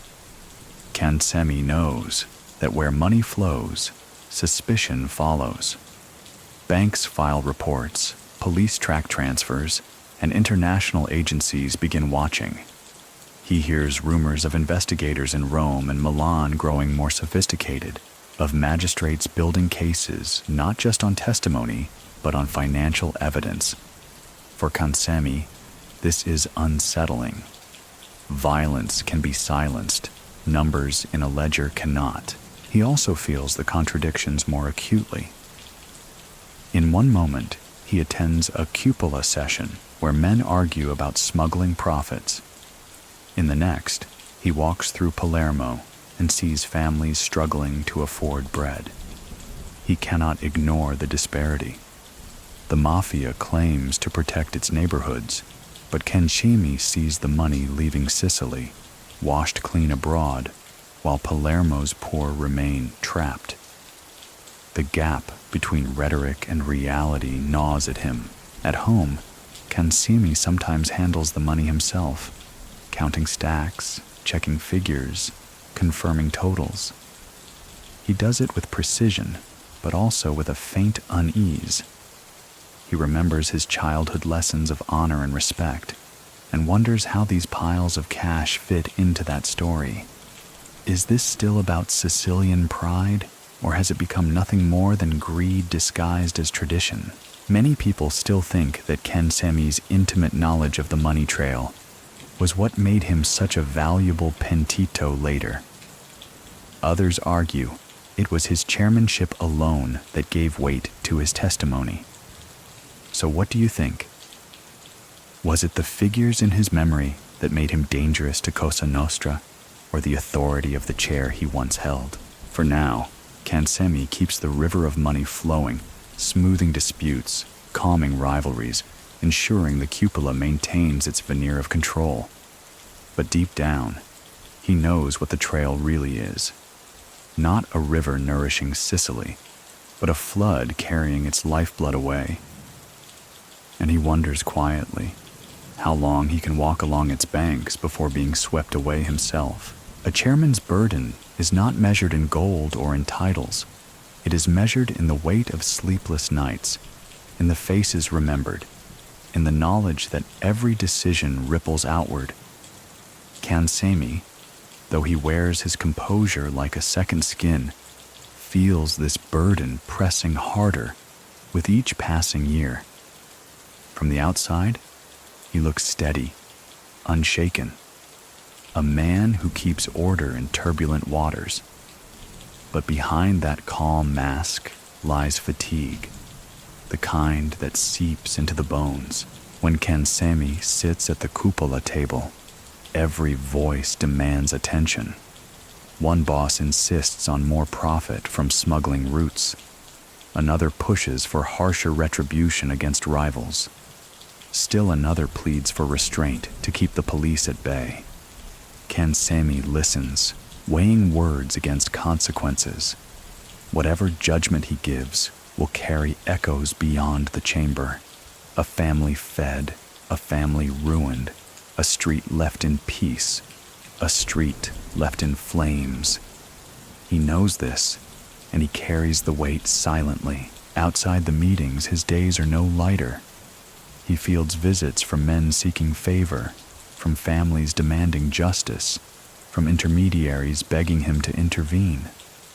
Sometimes he feels less like a chairman and more like a weary school teacher, breaking up fights between reckless children. Except here, the children carry pistols, and their quarrels are settled in blood. Cancemi often thinks that the real strength of his role is not commanding violence, but trying to keep it from spiraling out of control. History shows us that many mafia bosses thrived on power, embracing their positions with arrogance. Cancemi is different. Those close to him recall his reserved nature, his preference for quiet solutions, his reluctance to embrace open brutality. This difference, however, only deepens his burden. He sees too clearly what others ignore: the erosion of the old codes, the corruption of ideals, the madness of Riena's bombing strategy. And though he outwardly conforms, inwardly he carries doubts like stones in his pockets. Palermo itself mirrors his heaviness. In 1993, soldiers are deployed to the streets, patrolling neighborhoods once ruled exclusively by whispers. Tanks and checkpoints replace the illusion of invisibility that Cosa Nostra once enjoyed. Cancemi cannot walk through the city without sensing the tension. Markets subdued, churches whispering prayers for the dead, mothers clutching their children tighter. He knows that every citizen, whether they acknowledge it or not, lives under the shadow of his decisions. His burden is also personal. Cancemi cannot escape the memories of those he has indirectly condemned. He recalls names from ledgers, faces from funerals, voices silenced because of orders he signed off on, even if reluctantly. At night, in the quiet of his home, these memories return. He pours himself a glass of wine, sits in silence, and feels the weight pressing on his chest. The chairman may command respect in daylight, but at night he commands ghosts. And yet, Cancemi continues, because to step away would mean death. The cupola does not allow resignation. His chair is both throne and prison, and he knows it. The burden he carries is not optional. It is stitched into his very survival. If he falters, rivals will notice. If he breaks, Riina will crush him. So he wears his mask, straightens his posture, and plays his role, even as it hollows him from within. Many people still think that Cancemi's eventual decision to cooperate with the state was less about courage and more about exhaustion, that the burden simply became unbearable. Others argue he was pragmatic, calculating that survival meant shifting sides at the right moment. So what do you think? Did Cancemi betray Cosa Nostra because conscience weighed him down, or because the chairman's burden finally broke his will? What is certain is this: Cancemi, in those years, is a man stretched thin. He balances family and duty, silence and doubt, tradition and survival. His burden is invisible to most, but crushing to him. And though he never shows it at the cupola table, every nod he gives, every word he speaks, is paid for in private, with the silent toll of a man carrying more than any chair should ever bear. The betrayer's path begins quietly, long before any public declaration. For Cancemi, the seeds are sown in the silence after the bombs, in the unease that grows heavier with each cupola meeting, in the realization that the chair he occupies has become less a symbol of power and more a sentence of doom. By late 1992 and into 1993, the cracks inside him are no longer whispers of doubt. They are fractures shaping his every thought. He notices the tightening noose of the state. Raids intensify, trials loom larger, pentiti multiply. Men who once swore eternal loyalty begin to vanish into police custody, only to reappear on witness stands, their words carving holes in the mafia's armor. Cancemi watches as secrets once thought untouchable spill into courtrooms. He knows that if others are speaking, his own silence may soon be meaningless. The balance has shifted. Silence no longer guarantees safety. It guarantees suspicion. In private, Cancemi starts rehearsing possibilities. Could he survive if he withdrew? Could he protect his family if he chose another path? He keeps these thoughts locked tightly inside. To utter them aloud would be death. But the betrayer's path does not begin with spoken words. It begins with silent calculations, the weighing of one life against another. History records that by July 1993, Cancemi makes his decision. He walks into a police station and surrenders, offering to collaborate with authorities. To the public, this is sudden, shocking. The chairman of the cupola stepping across the line. To Cancemi himself, it is the culmination of months, even years, of internal erosion. He has watched Raina's madness scorch Sicily, watched loyalty transform into chains, watched the burden hollow him out. Stepping forward is not betrayal in his mind. It is release, yet even in this choice, he feels torn. The betrayer's path is not glorious. It is lonely, dangerous, and irreversible. He knows he is condemning himself to exile from the only family he has ever known. He knows his name will become cursed in mafia circles, a warning whispered to children about the fate of traitors. He knows his face will carry a mark forever. And still, he walks forward. Cancemi's surrender shocks Cosa Nostra.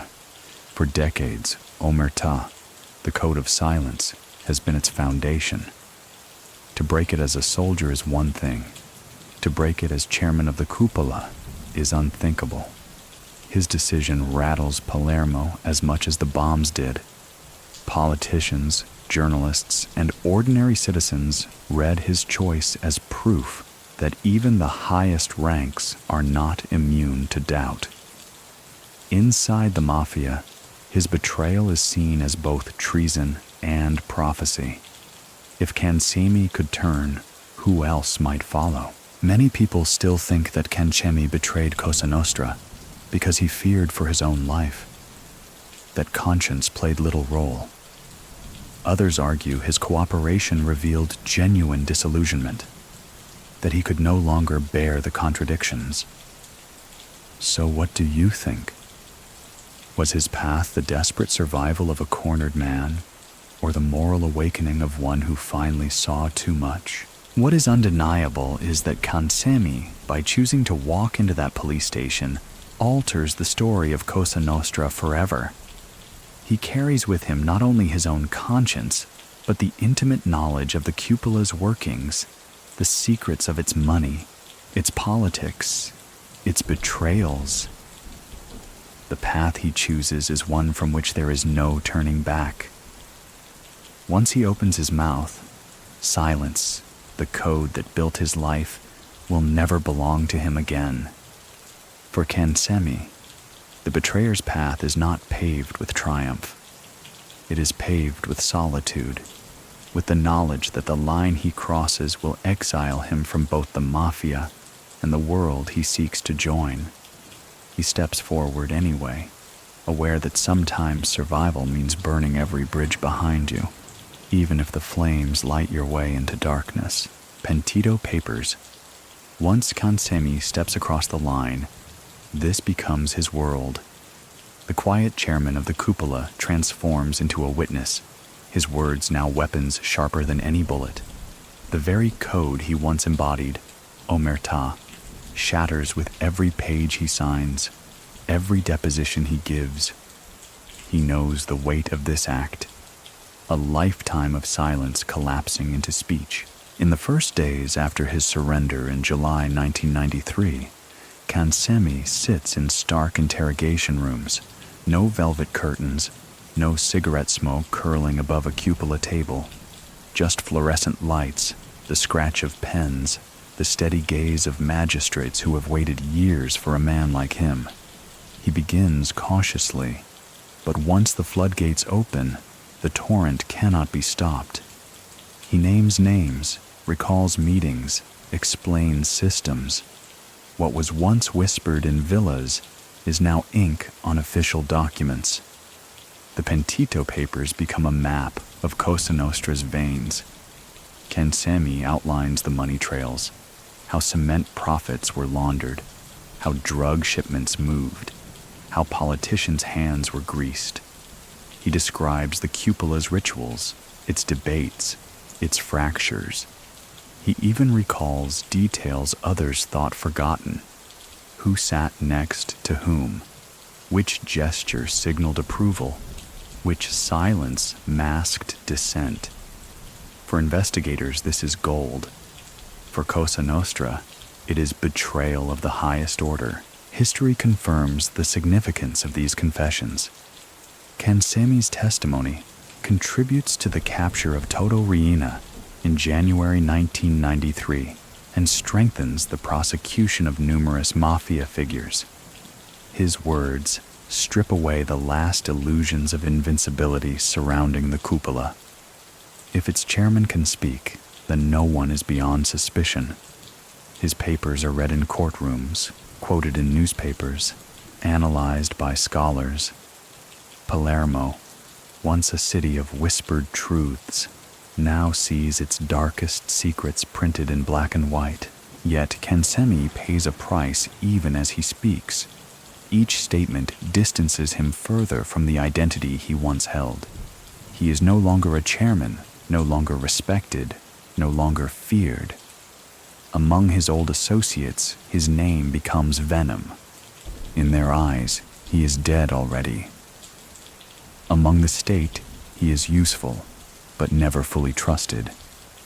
The pentito walks a line of perpetual exile, too tainted for redemption, too valuable for disposal.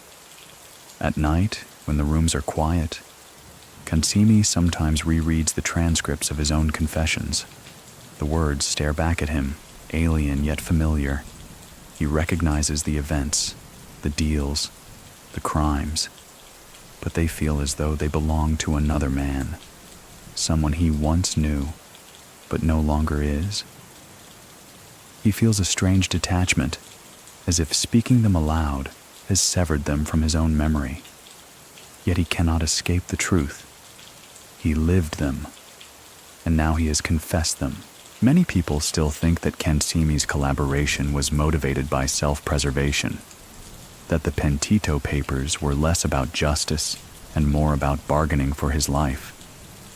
Others argue that his confessions show a rare honesty from a man who could no longer stomach the contradictions.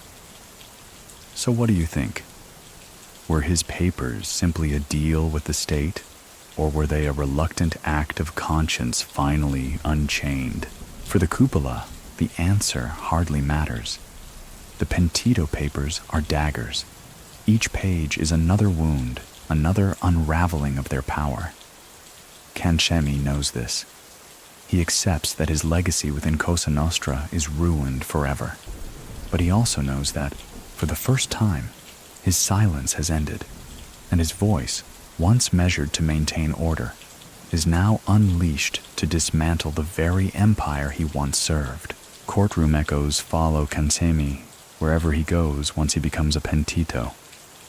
No longer hidden in villas or back rooms, he now sits in public halls where microphones amplify his words, where stenographers capture every syllable, and where the eyes of Italy, judges, lawyers, journalists, and ordinary citizens, fix on him. The Cupola chairman who once dealt in whispers is now forced to speak aloud, and the echoes of his testimony shake both the mafia and the state. When Cancemi enters the courtroom for the first time as a collaborator, the air is electric. Reporters lean forward, pens ready. Prosecutors wait with carefully arranged documents. Defense attorneys sharpen their questions like blades, hoping to cut holes in his credibility.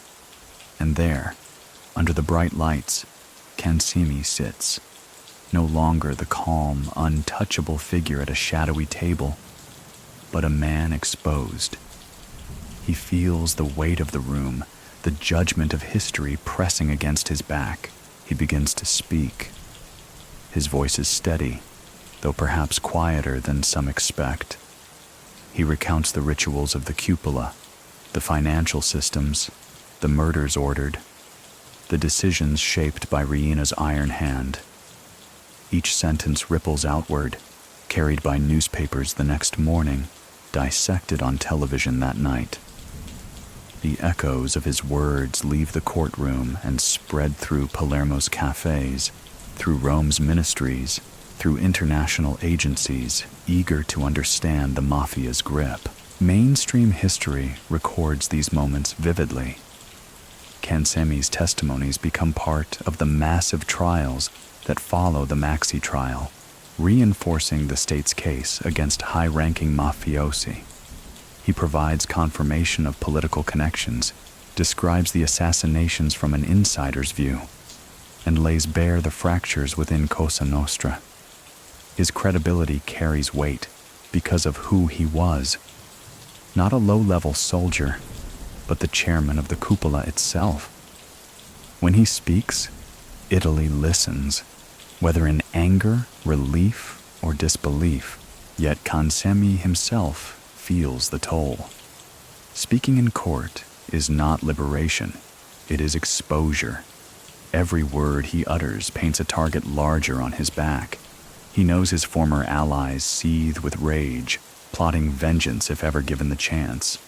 He knows prosecutors value him, but never entirely trust him. He senses the skepticism in the courtroom. Is he telling everything? Is he shaping his story to save himself? The echoes that follow his voice are not only evidence, they are suspicions, doubts, and curses. He notices the reactions of the public. Some see him as a necessary evil, a traitor turned instrument of justice. Others despise him, viewing his testimony as too little, too late, a coward's attempt to escape punishment. Cancemi accepts both readings, though they gnaw at him. He cannot control how the world interprets his voice. He can only speak and let the echoes fall where they may. At night, after long sessions, he reflects on the surreal nature of it all. Once, his words in a cupola meeting could decide life or death in secret. Now, those same kinds of words are transcribed, bound in legal files, debated on television. The same voice, but a different stage. The irony is not lost on him. Many people still think that Cancemi's testimony was the turning point that legitimized the pentito system, proving that even the highest ranks could crumble. Others argue his words mattered less than the evidence gathered elsewhere, that history gives him more weight than he deserves. So what do you think? Were the courtroom echoes of his betrayal the true dagger in Cosa Nostra's heart, or just another note in a larger chorus of collapse? For Cancemi, the echoes linger long after the session's end. He hears them in his sleep, in his memories, in the silence of guarded rooms where he is kept safe, but never free.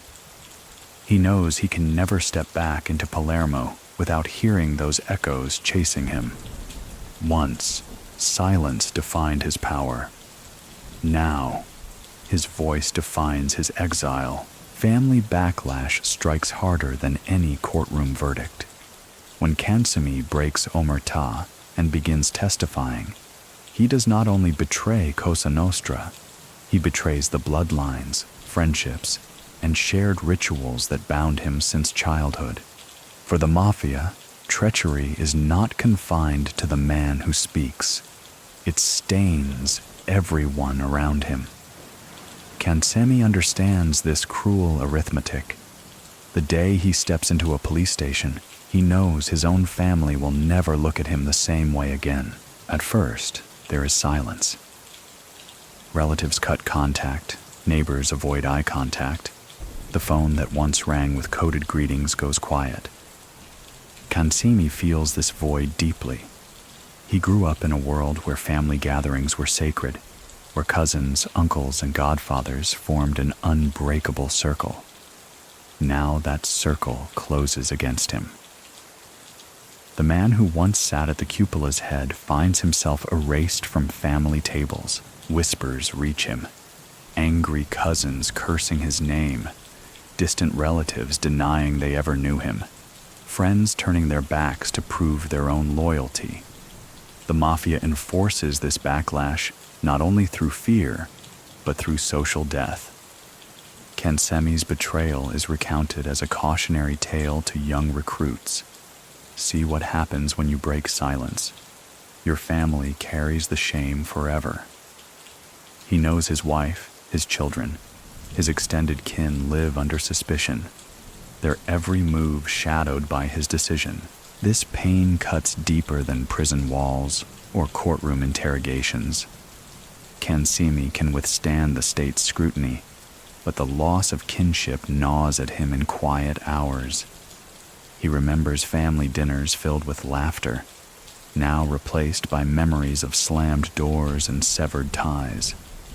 He reflects that betrayal is never personal in Cosa Nostra. It is generational. The sins of one man cascade downward.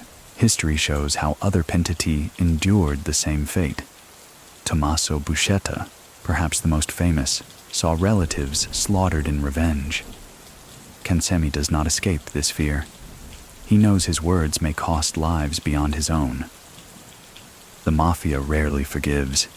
It punishes by extinguishing roots. This knowledge weighs on him with each deposition. Every truth he speaks in court feels like another blow struck against his own family tree. In his guarded isolation, Cancemi sometimes replays old memories, his father's voice, his mother's kitchen, the sound of cousins arguing at a wedding.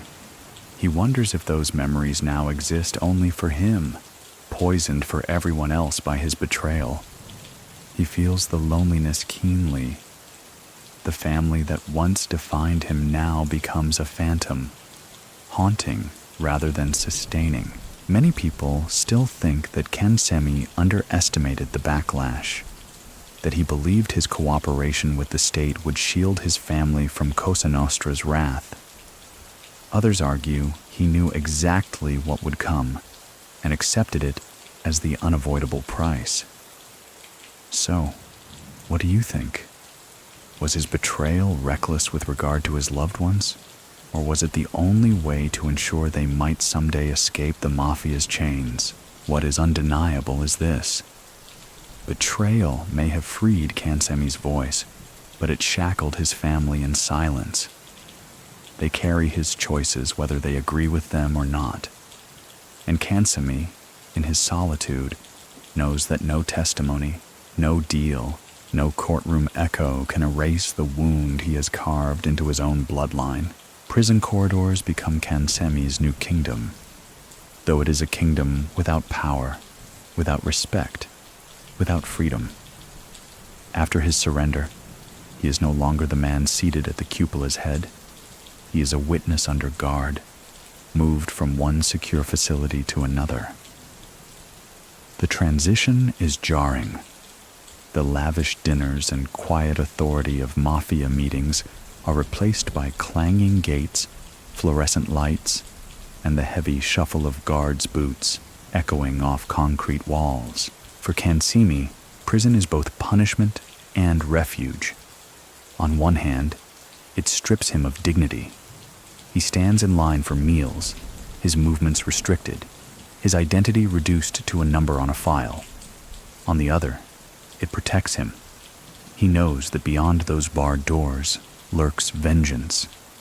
If he were left unguarded in Palermo, his life would not last a day.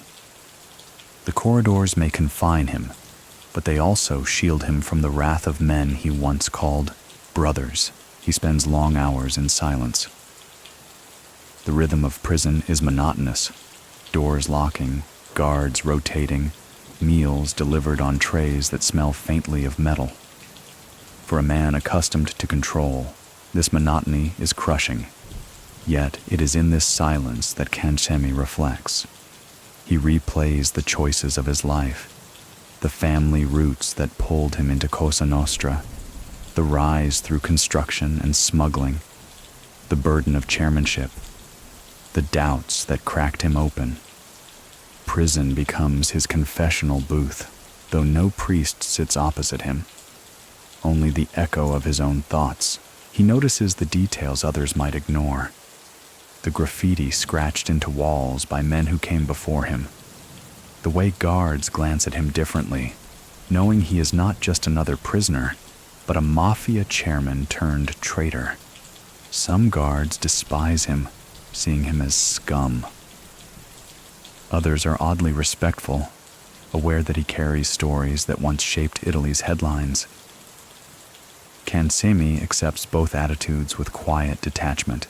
Mainstream history notes that pentiti like Cancemi were often placed in protected custody, isolated from ordinary inmates who might seek to harm them.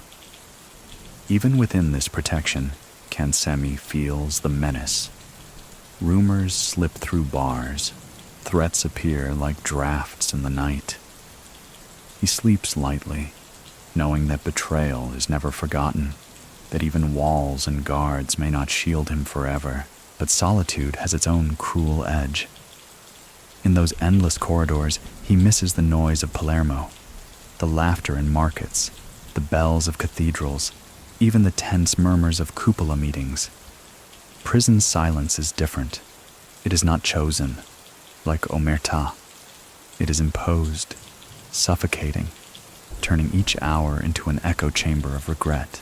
Still, Cancemi clings to routine. He reads what he can, scribbles notes, recounts events for magistrates.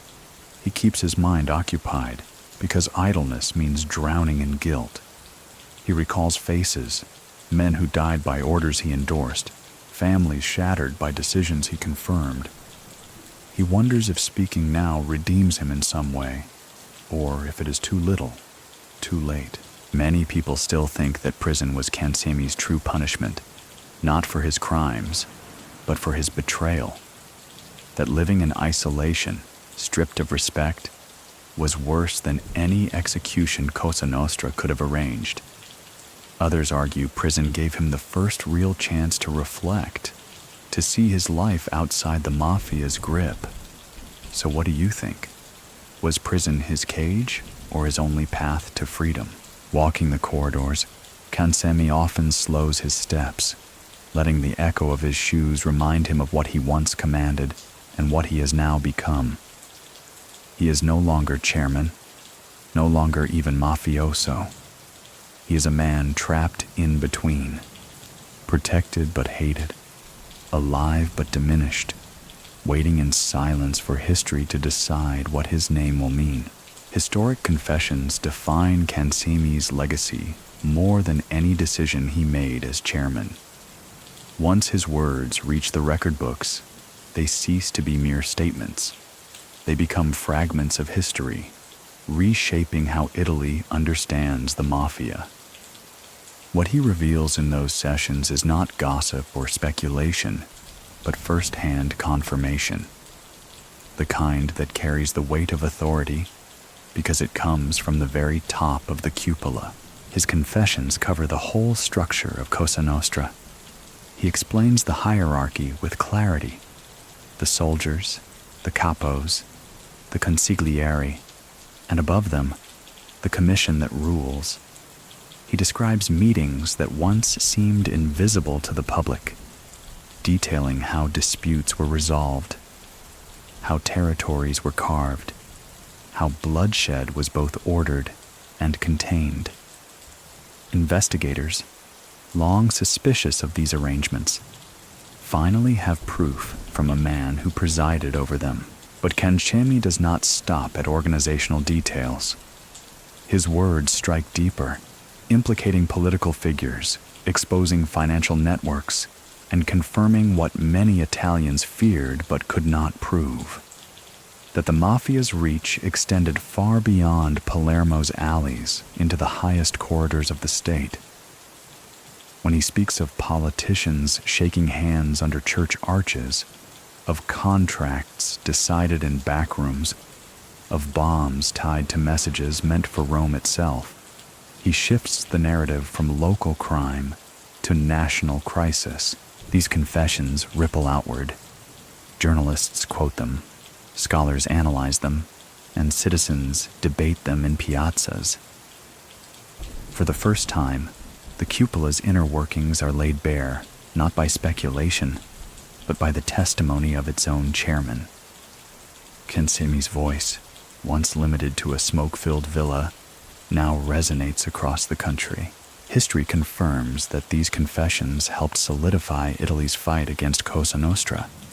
They supported prosecutions, strengthened anti-mafia legislation, and legitimized the growing network of magistrates determined to dismantle the organization. The public, however, remained divided. Some hailed Cancemi as a turning point, a necessary crack in the mafia's wall of silence. Others condemned him as a coward, arguing that confession only mattered because he had already lost his place in the organization. In private, Cancemi feels the irony keenly. The code of omertà defined his entire life, his power, his authority, his reputation. Breaking it once meant death. Now breaking it gives him life, though a life stripped of honor and belonging. He realizes that his confessions will outlast him, studied by historians, quoted in trials, remembered in ways he cannot control. The words he once guarded like treasure now spill freely, binding him forever to a history he both served and betrayed. He also feels the guilt. For each confession, he relives the acts, The meetings, the orders, the killings. Speaking them aloud does not erase them. It brings them back with brutal clarity. He knows the faces of those who suffered will never vanish from his mind. The courtroom may use his testimony as evidence, but for Cancemi, it is also a mirror reflecting a life he can never escape. Many people still think that Cancemi's confessions were strategic, a bargain for leniency. Others insist they carried genuine regret, that behind the details lay a man trying to atone. So what do you think? Were his historic confessions an act of survival or an act of redemption? Either way, the result is undeniable. Salvatore Cancemi, once the silent chairman of the Cupola, becomes immortal not through deeds of loyalty, but through words of betrayal. His confessions are carved into Italy's legal memory, echoing long after his voice itself has faded. Public reckoning follows Cancemi's confessions like a storm that refuses to clear. Once his words spill into court transcripts and newspaper headlines, the people of Sicily and all of Italy are forced to confront what many had whispered but few dared to say aloud: that the mafia was not only a local terror, but a power woven deep into politics, business, and daily life. Cancemi, by speaking, turns speculation into confirmation. The media seizes on every detail. Newspapers publish his testimony with bold headlines, dissecting his accounts of cupola meetings, money laundering schemes, and political ties. Television debates rage late into the night, with commentators divided. Is this man a brave truth-teller or a self-serving traitor? Cancemi's face, once absent from public life, becomes a symbol. To some, it is the face of courage, proof that even the highest can break omertà. To others, it is the face of cowardice, proof that even the highest will betray when pressed. On Palermo's streets, the reckoning is visceral. Citizens hang banners denouncing Cosa Nostra, emboldened by the cracks appearing in its armor. Priests deliver fiery sermons, invoking Cancemi's testimony as evidence that sin, no matter how deeply buried, will be revealed. Teachers discuss his words in classrooms, framing them as part of a broader struggle for Sicily's future. Yet at the same time, many remain cautious. Fear still lingers, and though the mafia is weakened, its shadow remains. Cancemi's revelations bring both relief and danger. The relief of truth, the danger of retaliation. Politicians scramble in the wake of his confessions. Some distance themselves from past associations, insisting they never knew. Others point to Cancemi's betrayal as proof of their own anti-mafia stance, using his testimony as political cover. The hypocrisy is obvious, and Cancemi knows it. He watches as men who once shook hands in back rooms now condemn him publicly, their outrage a mask to hide their own complicity.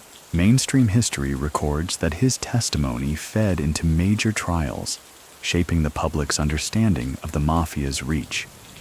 But beyond the courtroom, its impact was psychological. For decades, Cosa Nostra thrived on invisibility, on the myth that its true workings could never be exposed.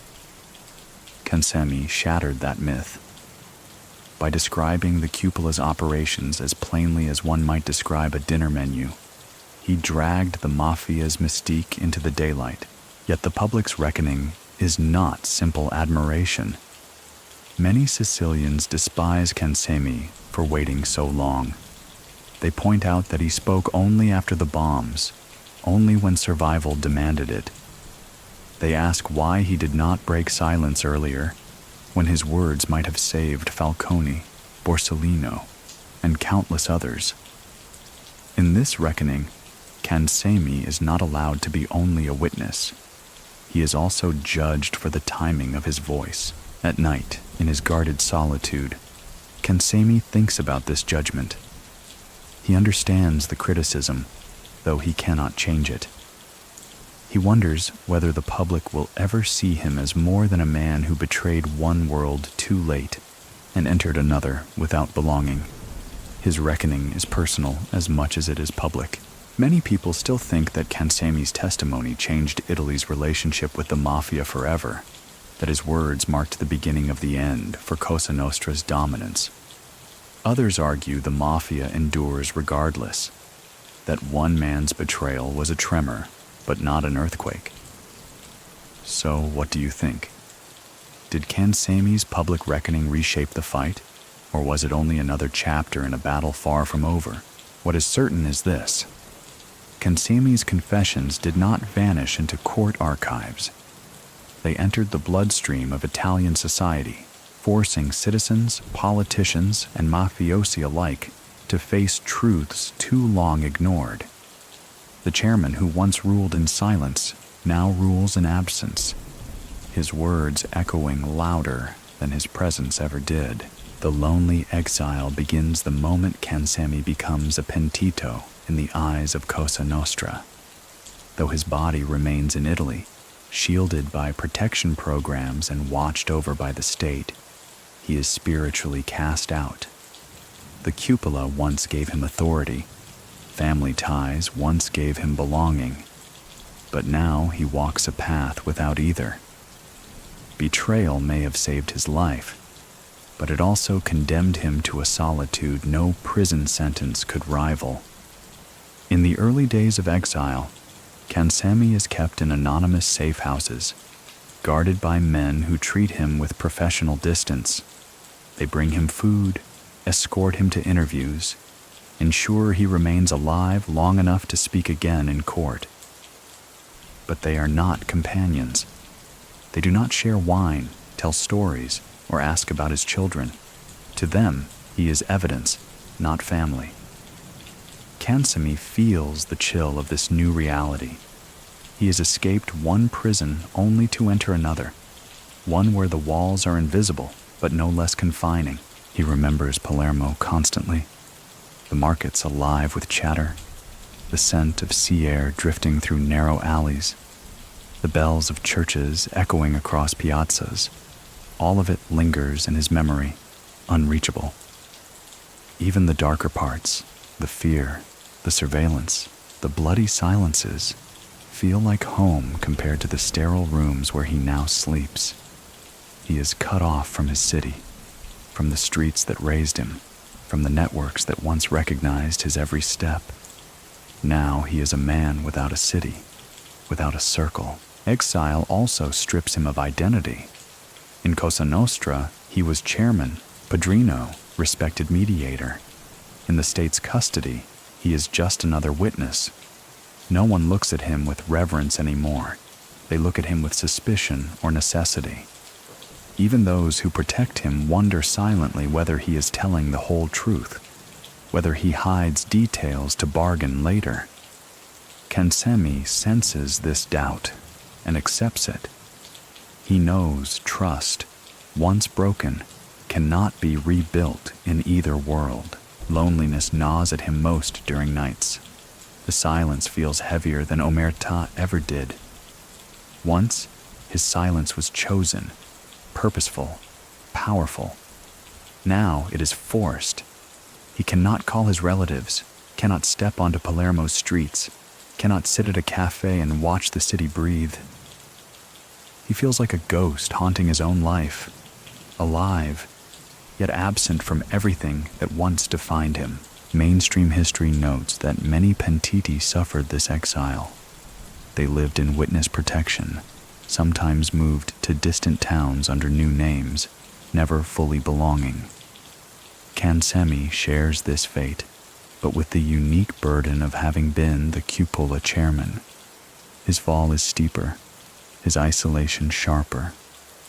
Few others had risen so high only to be erased so completely, and still, he reflects.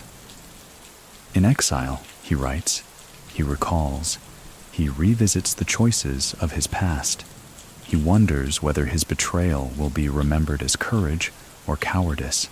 He wonders whether Palermo will forgive him or whether his name will forever be spoken only in curses. These thoughts keep him awake, pacing in rooms with locked windows and plain walls. Many people still think that Cancemi's exile was the harshest punishment of all, that to be cut off from both mafia and society left him truly broken. Others argue exile gave him a chance to live honestly, away from the poison of loyalty and blood.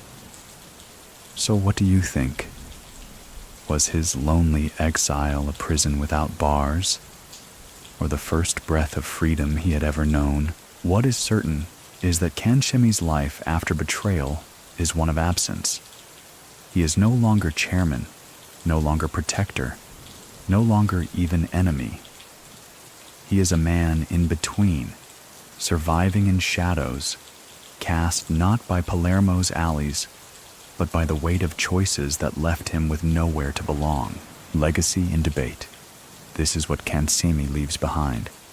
He dies not as a feared boss commanding armies of loyal men, but as a complicated figure who split Italy's memory. Some remember him as a coward, others as a man who finally cracked the silence that suffocated Sicily. His story, more than most mafiosi, resists a single interpretation. Scholars argue over his motives.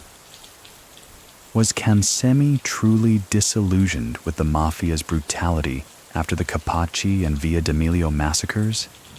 Did his conscience awaken when he saw judges and ordinary citizens murdered in broad daylight? Or was it survival, pure and simple?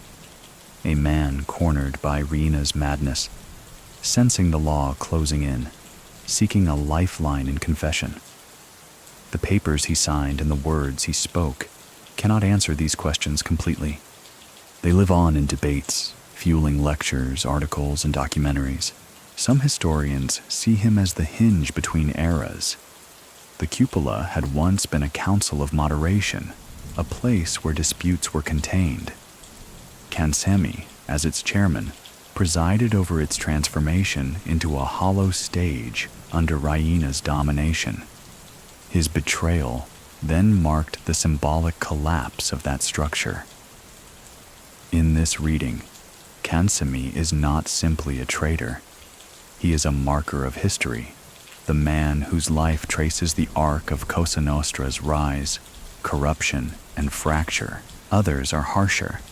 They dismiss his pentito years as too little, too late. They point out that he confessed only when the mafia was already exposed, when the bombs had forced the state to act, when his own survival was in doubt. To them, Cancemi's testimony was opportunism dressed as revelation. They argue that he cannot be granted moral credit for betraying an organization he had served faithfully for decades. Among ordinary citizens, the debate is just as divided. Some recall relief when they read his words in the papers, feeling that at last someone from the top confirmed the horrors they had long suspected. Others remember spitting his name in contempt, seeing him as just another boss who traded one betrayal for another. Palermo itself never fully decides what to make of him. His face belongs neither to heroes nor villains. It hovers uneasily between. Many people still think that Cancemi's legacy proves the futility of loyalty in the mafia, that no code, no oath, no chairmanship can withstand the pressure of conscience or fear. Others argue his life proves the opposite, that omertà endured in most, and Cancemi was the rare exception who could not carry it. So what do you think? Does his story prove the mafia's code was fragile, or that Cancemi himself was fragile? The debate continues because Cancemi's life is not tidy. He is not Buscetta, who embraced the role of pentito with defiance, nor Riina, who went to prison unrepentant. He is something in between, an uncertain man who reached the highest seat, then walked away from it, leaving behind questions that refuse to settle. And perhaps that is his true legacy. Not clarity, but complication. A reminder that even in a world ruled by codes of silence and iron loyalty, doubt can creep in, fracture certainty, and turn the chairman of the Cupola into a man whose story is argued long after his footsteps fade. Final nights come quietly for Cancemi. No bombs, no gunfire, no cupola chamber thick with smoke, just the slow fading of a man who once sat at the very heart of Cosa Nostra. In his later years, he lives in obscurity, watched over by guards, forgotten by those who once trembled at his presence. The chairman who once commanded silence is now surrounded by it. But this silence feels different. It is not the secrecy of omertà, not the tense quiet of a mafia meeting.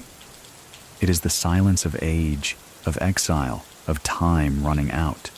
He spends his days reflecting. He remembers Palermo's alleys, the scent of bread and sea air, the tolling of cathedral bells. He remembers the cupola tables, the disputes, the decisions, the weight of authority. He remembers the bombs, the doubt, the betrayals, both those he endured and those he inflicted. His memories arrive like waves, carrying both pride and shame, both belonging and exile. Those who encounter him in these years describe a weary man. No arrogance, no bravado, just a figure who seems smaller than the legend he once carried. Some who guard him do not even realize they are protecting a former chairman of the mafia. Time has stripped the menace from his name. He has become a story, not a threat. Mainstream history notes his later interviews, where he continued to speak against the mafia, warning of its persistence, urging vigilance. He presents himself not as a hero, but as a man who saw too much and could no longer carry the silence. Whether these words were genuine contrition or simply the echoes of a life reinterpreted in exile is still debated, but they reveal a man aware of his legacy, aware that his choices would be argued long after his death. In his final nights, Cancemi feels the paradox of his existence. He betrayed and was betrayed. He ruled and was exiled. He carried the code of silence and then shattered it. He is remembered as both coward and witness, both chairman and traitor. His name, once spoken in fear, is now spoken in debate. And he, in his quiet end, accepts that this is the only closure he will ever receive. Many people still think that Cancemi's death closed a chapter of Cosa Nostra, that his story marked the fading of the cupola's old mystique. Others argue he was merely one man in a long chain, his betrayal a ripple in an ocean that still moves. So what do you think? Did his final nights mark an ending, or just another turn in a cycle without end?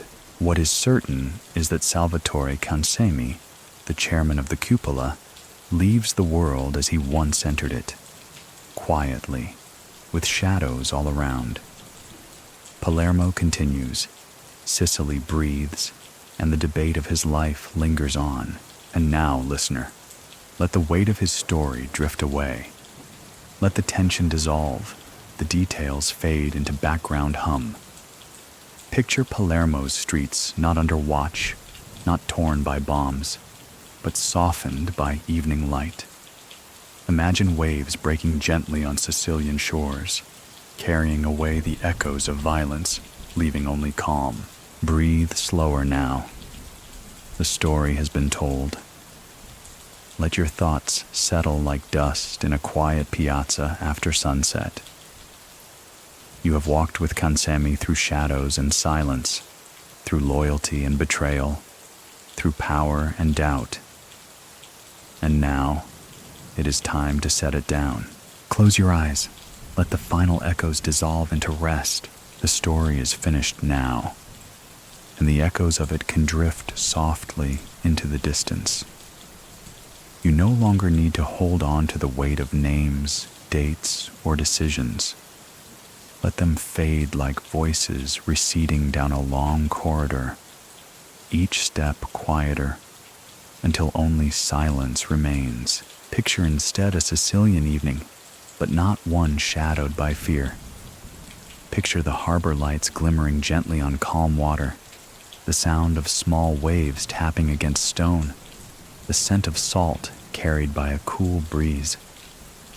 The streets of Palermo are empty now, shutters closed, markets quiet. What remains is peace, the kind that belongs to night alone. Let your breathing match that rhythm. Slow in, gentle out, each exhale carrying away the heaviness of history, each inhale drawing in calm. You do not need to resolve the debates of loyalty or betrayal, courage or fear. They belong to the past. What belongs to you in this moment is rest. The burdens that Cancemi carried, the weight of silence, the strain of decisions, are not yours to carry. Set them down.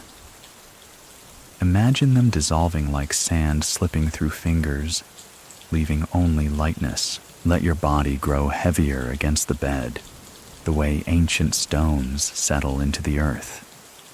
Allow your mind to soften, thoughts growing hazy at the edges. The story has traveled far enough. Now it is time for you to travel inward, toward the quiet country of dreams. If stray images linger, the sea, the city, the faces, you can let them remain, not as noise, but as gentle company, guiding you deeper into calm. Breathe once more, slow and steady. You are safe. The night is here to hold you. And sleep, like the tide, is already rising. Sweet dreams.